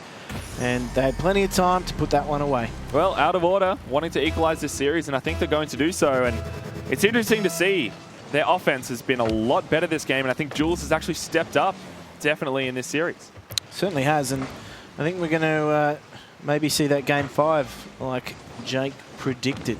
I think we are definitely going to see a game 5, and I didn't see this coming. I thought Team Esper, well, they've far exceeded my expectations, but also Out of Order, because they have been a bit shaky. They have been a bit back and forth, and going through the track record of, losing one, winning one, losing one, winning one. Seems as though this game 5 is going to be obviously the decider, but it's going to be one of the more interesting ones of the day. Yeah, it is for me, and I think neither of these two teams have really started to find huge momentum in being able to string multiple games together. It's been a real pendulum swing between them. Jake, what do you make of this? Who's going to stand up at the end of it? Who knows? I think you are very right there, where it has been a real big pendulum. That game, Esper's defense really fell apart for that game, and Out of Order really did control their defense as well. I was a bit surprised, honestly, by Esper leaving those open nets again. It reminded me of game 2, where they just kind of fell apart on defense a bit. They definitely bounced back from game 2 pretty quick though, but boy, like game 5, nerves are on now. I think this is more about the emotional control, like you were saying before, Wolfie. Whatever team has the stronger nerves should come out on top. Yeah, I mean, both these two teams, as we pointed out, have struggled a little bit with some of their woes in terms of emotions, and now's the chance for them to, I guess, put that behind them. It's now effectively a best of 1. Yeah, well, I think that Jules was definitely being the biggest playing factor for Out of Order. I think that he stepped up so much in the last series, like that incredible shot off the backboard, and then he like kind of scoops it into the net, and then you see like all of Team Esper were sitting there being like, what just happened? Like, how did that, what? Yeah. And so I think that they need to have more of those kind of crazy mix and mash kind of shots that put Esper way on the back foot and get them to kind of freak out about, do we need to challenge this and how can we beat them? And a quick comment from you before game number 5? This should be exciting. I hope everyone hits the ball. That's all I want. Back to basics. Yeah, honestly, that's what you want to do when things are scary. You just want to make sure you hit the ball. There we go. Some timely advice from Jake in game number 5. Now, false start there, so we are going to have a little bit more time to chat through this, actually. Now, who is going to be key in this game? Because we've seen Outlast step up for Esper. But is there anybody else there? Because Cobo's had flashes of brilliance. So you mean for Team Esper? For Esper, sorry, yeah, for Esper. Okay. I think for Esper, Outlast is obviously like a key factor, but if you actually have a look, Desu as well, like his patience in the midfield was paying off dividends for when his team was actually managing to win the entire series. Because he was sitting in defense and kind of waiting for the ball to kind of sit there and allowing his teammates to make the opportunities for him to kind of walk it into the net. I like that. I personally think I want to see Cobo stepping up. I think Cobo did have a few misses last game, and throughout the series has been a little bit shaky. Last week as well, known a bit for his nerves. So game 5, this is really scary for him. I hope he can pull it through and be very solid and even step up in offense as well. Yeah, this is a huge opportunity for him to gain some game 5 experience. I mean, it's not at the do or die end of the league play stage, but it's certainly you know, it is a game that will count towards their total season performance. Yeah, well, I did want to say, though, I feel like it is kind of do or die for Out of Order, though, because if you go 0-3, not only do you have to win your next, couple of games that you have coming up, but you have to do them in such a convincing fashion that you're able to beat any kind of a tiebreaker scenario that does happen. And so I think that even though it is, very early in the season for Out of Order, I feel like this is kind of their tipping point. Okay, well, we're going to get into game number 5, gents. And I'm keen to see this because this is our final game of the day. The final game of the day. Final game of the day. I don't think you could have asked for it any better. And, as we head into it, it is do or die. Esper or... Oh, this is where you're prompting me. Out of Order. Yeah. Keeping me awake. Yeah. The gameplay is certainly going to be very, very end-to-end action. I feel like whoever gets their goal on the board first will certainly wrestle away some momentum because that's certainly been the trend between these two teams. Whoever strikes first seems to run with it. Now we see Cobo has ball control, pushes it towards the middle. Desu tries to challenge it away. Outlast on the front foot. He has a bit of control, but decides to actually boom it away. Now Deca goes for the pass over to Jules. Jules is ready for it, but can't quite get the touch. He's down, might be able to get there, but no. Desu interrupts him. Deca onto the backboard. Cobo has control. You see Desu actually backing off, not deciding to go for this aggressive play. And Jules is getting interrupted by Outlast. Straight off the roof. Siki to the side. Jules to Deca. Deca has control. Here he goes. He's gone for the flip reset. I really like this. Mixing it up, keeping it different, keeping it changing. Now Jules is going to have to get back for this one. Outlast, you see as well, patiently waiting on the sidelines. Goes for the challenge. Both miss the ball. Deca now pushed into center. Desu over to Cobo. No, can't quite make it. It's an open net. Can he finish it? No, he can't. Siki now has control. Maybe a chance here for Out of Order. As we were saying, both the two teams have really run with momentum that's been given to them early on in the piece. So whoever strikes here first may just run away with it, but they're still deadlocked at the moment. Still plenty to play for. Deca just leaves that one. Cobo actually just challenges net, but now it's a counter-attacking opportunity. Now it's just Outlast as the last defender. Manages to get it so close for Out of Order. They wanted to make that opportunity happen. Now Cobo going for the air dribble. Challenged by Jules. Good challenge. Desu onto the backboard. Deca, can he get the clear? He does. Great clear over to Cobo. Cobo now has a bit of time, a bit of room, but goes for the boom instead. Deca, he's up for it. Challenges it into the center. Outlast is there, ready and waiting. Both Outlast and Desu are up for it. Can Desu get the double touch? I think this might be it. Outlast pumps it up into the center. You see Cobo as well, challenged by Jules. Out of Order, just managed to make it out of there. Now Deca goes for the shot. Great shot on net, but a great save from Outlast. Yeah. But the time is not done yet. Jules up, the double touch. Not the angle he wants though. Deca waiting in the wings, waiting for the touch. No, Cobo, he has control. He goes for the fake. This could be the chance, the 1v1 situation, but no. Challenged away by Siki. Both these two teams have had their chances, and there's a low one. Outlast has to dive late because he probably didn't see it in time. And Desu now and Outlast combine. They're going to put a shot on, but it does sail a little bit high. These two teams are going at one another, trying to break this deadlock. Now Siki has a bit of control. You see Jules waiting in the center, wanting to get ready for the pass when it happens. Deca, great demo. Outlast, there's no one apart from Cobo. He's the last line of defense. He gets the touch. Bit of an awkward one. Now Siki, he's up for it. It's going to roll right down into the front of net. Siki gets challenged, but a great save from Desu. Looks as though Esper are having great defensive clears. They are, and they're going to need to continue that because right now it seems Out of Order are just going to continue to go direct and straight. And it's going to call on everything to keep that ball out of the net. They've been successful so far, and they're going to be called on again. Siki now has the touch. Didn't have enough boost, but it's good to go for the ball. Jules waiting for Deca's clear. Deca, great ball control. Challenged by Desu. Now this is Team Esper's time. Goes onto the roof. Outlast waiting for Cobo's touch. Jules over to Deca. Or any of his teammates, but no. It bounces off the roof, and it looks as though Outlast couldn't quite convert that one. Now Siki. Desu onto the wall. Deca, great clear, but no, interrupted by Cobo. Cobo passing over to Outlast. I think this is it, but a great save from Jules. Such back and forth combat between these two teams. It is real combat right now as they go hand to hand and shot for shot, maybe even goal for goal if they do manage to get themselves in, but both these two times the defense has stood up. Jules is doing a great job in front of the sticks for Out of Order, but will they crack him? Will they find that opening? Now Cobo wanting to force out the mistakes from his opposition. Outlast bumps it into center. Desu and Siki are up for it. They both actually miss. Deca manages to get the touch. You see Jules as well tries to bully his opponents 45 seconds remain in regulation time, and this possibly could go to overtime, but now Outlast has control. He's going for the roof shot. You see him try to do a little bit of a corkscrew. Now Desu off to the side. Tries to do something with this ball. Siki, and out of order. They just want to clear it away, but the shot on. But Jules, again, he's in defense. He's ready to clear it away. Desu just waiting to try and get this touch now. Outlast off to the side. They're doing bumping between each other. Desu, I think he's done it. It looks as though, no, didn't have the angle. Deca now has control. Great 50-50. Jules, he's in the center. Looks as though it's an open net. Cobo challenged away. 10 seconds remaining in regulation time. Desu down into the corner. Outlast, ready and waiting, wanting to get to this ball. But Siki bumped it over the top. It looks as though Desu to the side. Jules pops it across. It's keeping up. Cobo lets it drop, and we have overtime game 5. Team Esper, or out of order. One of them goes home with a win. The other one goes home with nothing. And now Outlast has control. Pumps it over to the side. Desu. He has so much room to work with. Decides to go for a bit of a low shot. Siki. Great positioning.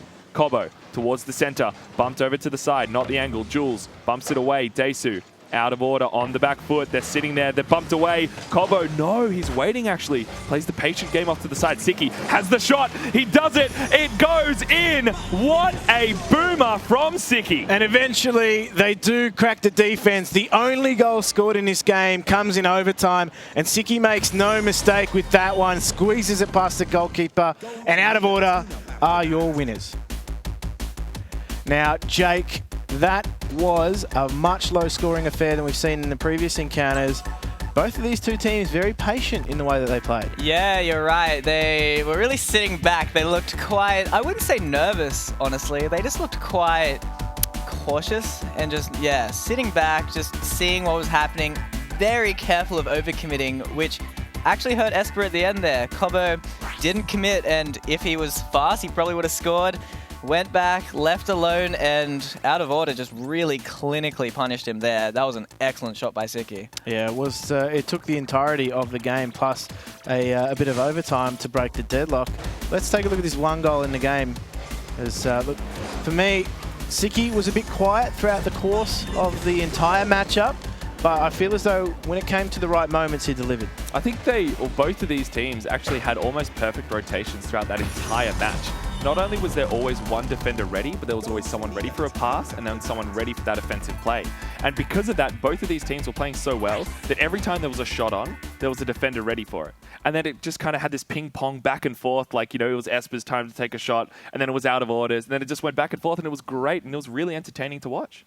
Maybe a bit of Game 5 etiquette. Bit of make it close. Agreement. Yeah, got to get to OT for the viewers. Yeah, well, that's what they're doing it for. But, I mean, in terms of that Game 5 play, you noted it was very patient. It wasn't necessarily nervy. There wasn't very nervy plays that we'd see from some lesser experienced players. Game 5 overtime, a little bit looser and freer? I wouldn't say that was loose, to be honest. And I actually would call that nervy. It's just in a different way. People, they'll play a lot safer and not want to do those calculated risks. So, yeah, like, there's the very obvious just, like, whiffing. But that was like the, oh, everyone, be careful, be careful, be careful. So I would say comms would have been very, very nervous through that game, even though they did look quite relaxed. And I reckon that's what happened towards the end there. I think it was Cobo who was one of those players who was waiting way too far back, and that allowed the space for the pass to happen, and then for Siki just to go up there and have full confidence in taking that beautiful shot that we saw, and it was practically undefendable. Like, it was a really, really nice shot off the corner with such pace that it was an incredible kind of showing that I don't think could have been blocked. Yeah, it was a different performance, though, from out of order. I'm going to comment on that because Deca, for example, very fast, very free-flowing in the way that he plays, committing to a lot of challenges. Didn't see that in this game. Yeah, very quiet from everyone, honestly, because, again, everyone was playing pretty far back. Lots of solo play attempts. You saw less passing because everyone was just sitting back, waiting for the play, didn't want to overcommit. Definitely made their defense better, but you have to score to win. I definitely think that Deca played better over the entire course of the series. Like, very shaky start, and then a lot of the time as well we saw he'd kind of miss a goal that should have really been like an open net just kind of sitting there, and then he'd backboard it instead. And he managed to kind of rectify that towards the end of it by getting really good 50-50s, being there for his teammates, so making sure that their rotations are on point, and then it worked out in the end, obviously. Yeah, so do you think he shifted his focus to maybe a little bit more of a consistent approach rather than what was his previous approach? The one-hit wonder? Well, it was faster. It was a little bit maybe reckless at key points for his team and left them short at the back. This time he was a little bit more measured in the way that he played. But, I mean, is that what we're going to see from out of order now? We're going to see maybe some more gears in the way that they play, some different layers? The fact that it took them to get to Game 5, to get to that point, is a little bit kind of nervy for me. Because if they were playing like they did in Game 5 in their earlier matches, I reckon it could have been like a clean 3-0. Because not only were they playing a lot better, obviously their opposition was as well, but it means that Decker has the room to do whatever he wants. Siki has a lot of room, so that means that he can just pass and do those amazing shots we've seen him do. But also it allows for their whole team cohesion to really just be that step above and where they need to be if they ever really want to make it towards the top 4 and also towards the top 2.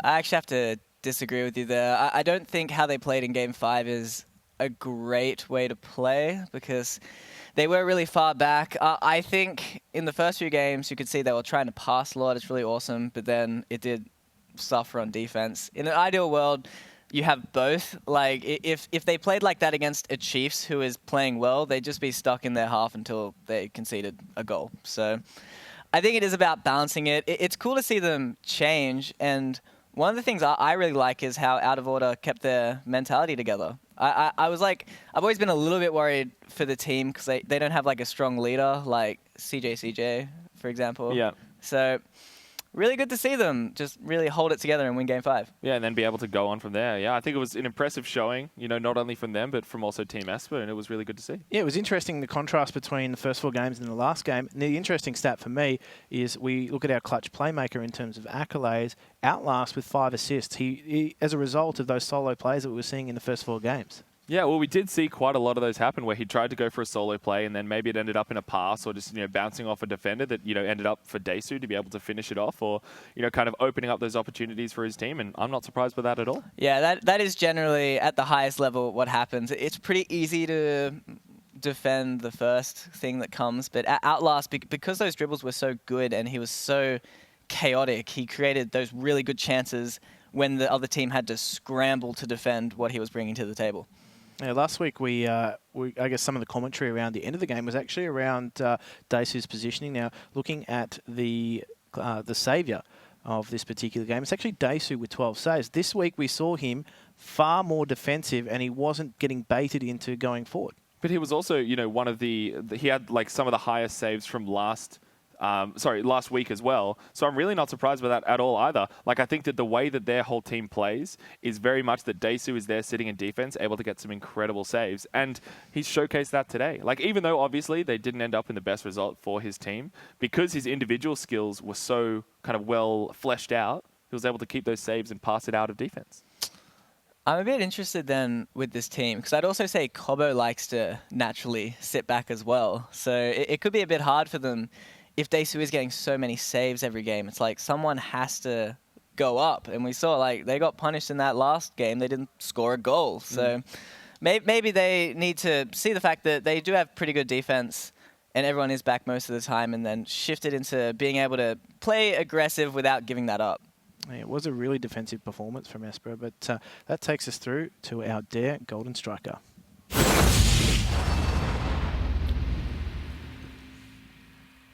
And our Dare Golden Striker for that game was a very consistent performer across the course of all 5 games, actually. It is none other than Jules from Out of Order with what was a fantastic 6-goal performance. Now, Jules, very consistent performer for them, puts it on the scoreboard. He really impressed me over the course of this entire series. He made some incredible solo plays, but a lot of the time as well, the infield pass to like a boomer of a shot from Jules, it always worked out or forced the defensive mistakes out of Esper. Yeah, Jules had great finishing that game. Definitely when he was set up, he was putting them back in the back of the net pretty damn consistently.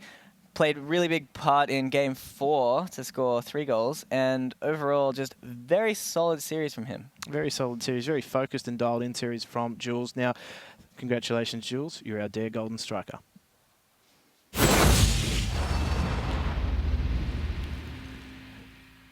Now let's talk who was the MVP of our final match of the day. There was a lot of good performances, but there has to be one for you. Who was it? For me, I definitely think it was Jules.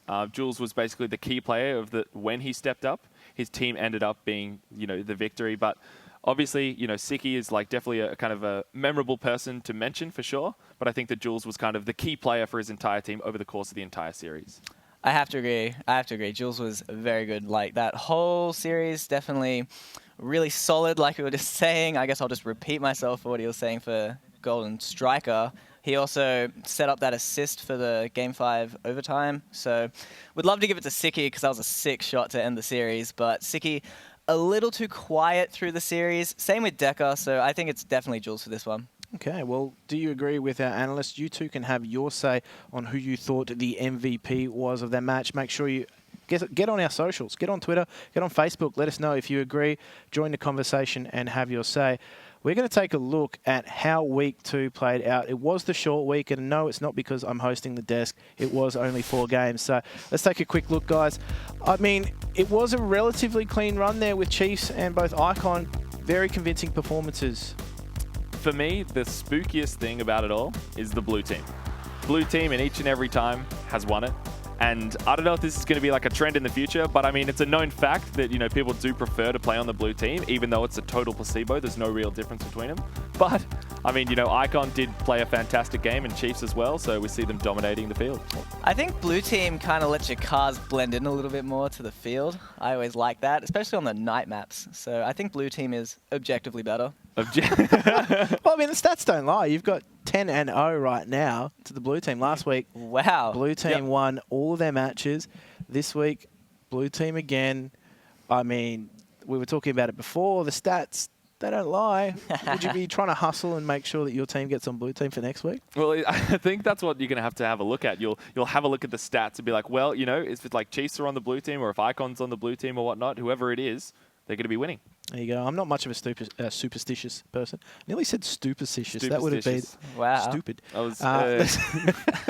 Let's take a look at the standings and how they stack up after Week 2.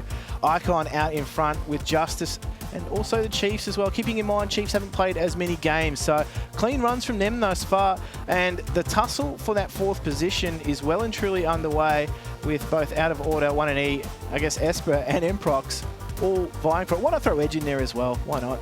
Because that 4th position, I think, is wide open. We've said it a few times now that there's a lot of these teams jostling to find their comfort zones amongst one another. And it's a short season. They're not going to have a lot of time to get these things right. Well, it is only Week 2, but the thing is that is basically 2/5 of regular league play out of the way. So a lot of these teams, if they are towards the end of the bracket there, they really need to be looking forward and looking kind of what steps they need to take in order to make it to that 3rd or 4th. Because if you make it to 3rd or 4th, you still have a shot at making it to 1st or 2nd and even getting towards that RLCS title. Yeah, a very solid spot. Everyone, I think the top 3 is looking very solid right now. I like the look of Justice. It's very hard to doubt Icon and Chiefs. So that 4th spot is really under grabs. I think 1&E is probably the favorite right now, especially with the head-to-head against Order. But you're right, it's like even Edge, it's like it's still only Week 2. They could come back from their 0-2. They have had that brutal scheduling, so. Yeah, well, there you go. I mean, after the Easter eggs are now out of the way on this weekend, they turn their attention to Week 3. So let's see what's up ahead for these guys in week number 3 in terms of fixtures. So Edge kick us off with that double header. But for me, the interesting matchup is actually going to be that Justice Icon matchup because right now, both those two teams are undefeated. For me, I think that it's going to be Chiefs, obviously like bumping out ahead, but it's going to be that 1&E versus Esper because we've seen a lot of Esper coming out and kind of a lot of very back and forth gameplay from them. And I think with 1&E sitting in 4th right now, it's not a solid 4th. They do have chance to be very fluid and kind of move down or up or whatnot. So, it'll be interesting. I agree. I definitely think those two. I definitely think 1&E because I think the 4th spot is definitely the most exciting thing right now. So that matchup should be awesome. I think Edge versus Out of Order will be great because Edge need to really prove themselves after those first 2 weeks, and Out of Order can't really afford to drop a game. So I think that first one will be really interesting as well. It will be. Guys, thank you for joining us in this very special Easter weekend. I'm going to go home and tuck into some Easter eggs. I hope you will too. Thank you very much for joining me, Alex Wolfie Foldy, Jake the Tyrant Edwards. From all of us here at the Gfinity Rocket League Oceanic Masters, we hope you enjoy your Easter. Oh, that's in! Oh! No one expected that. Hits that back wall, he gets freedom, and the shot! You got it today! This shows you what caliber of a team they are. Out of nowhere! Let's go! What an incredible play!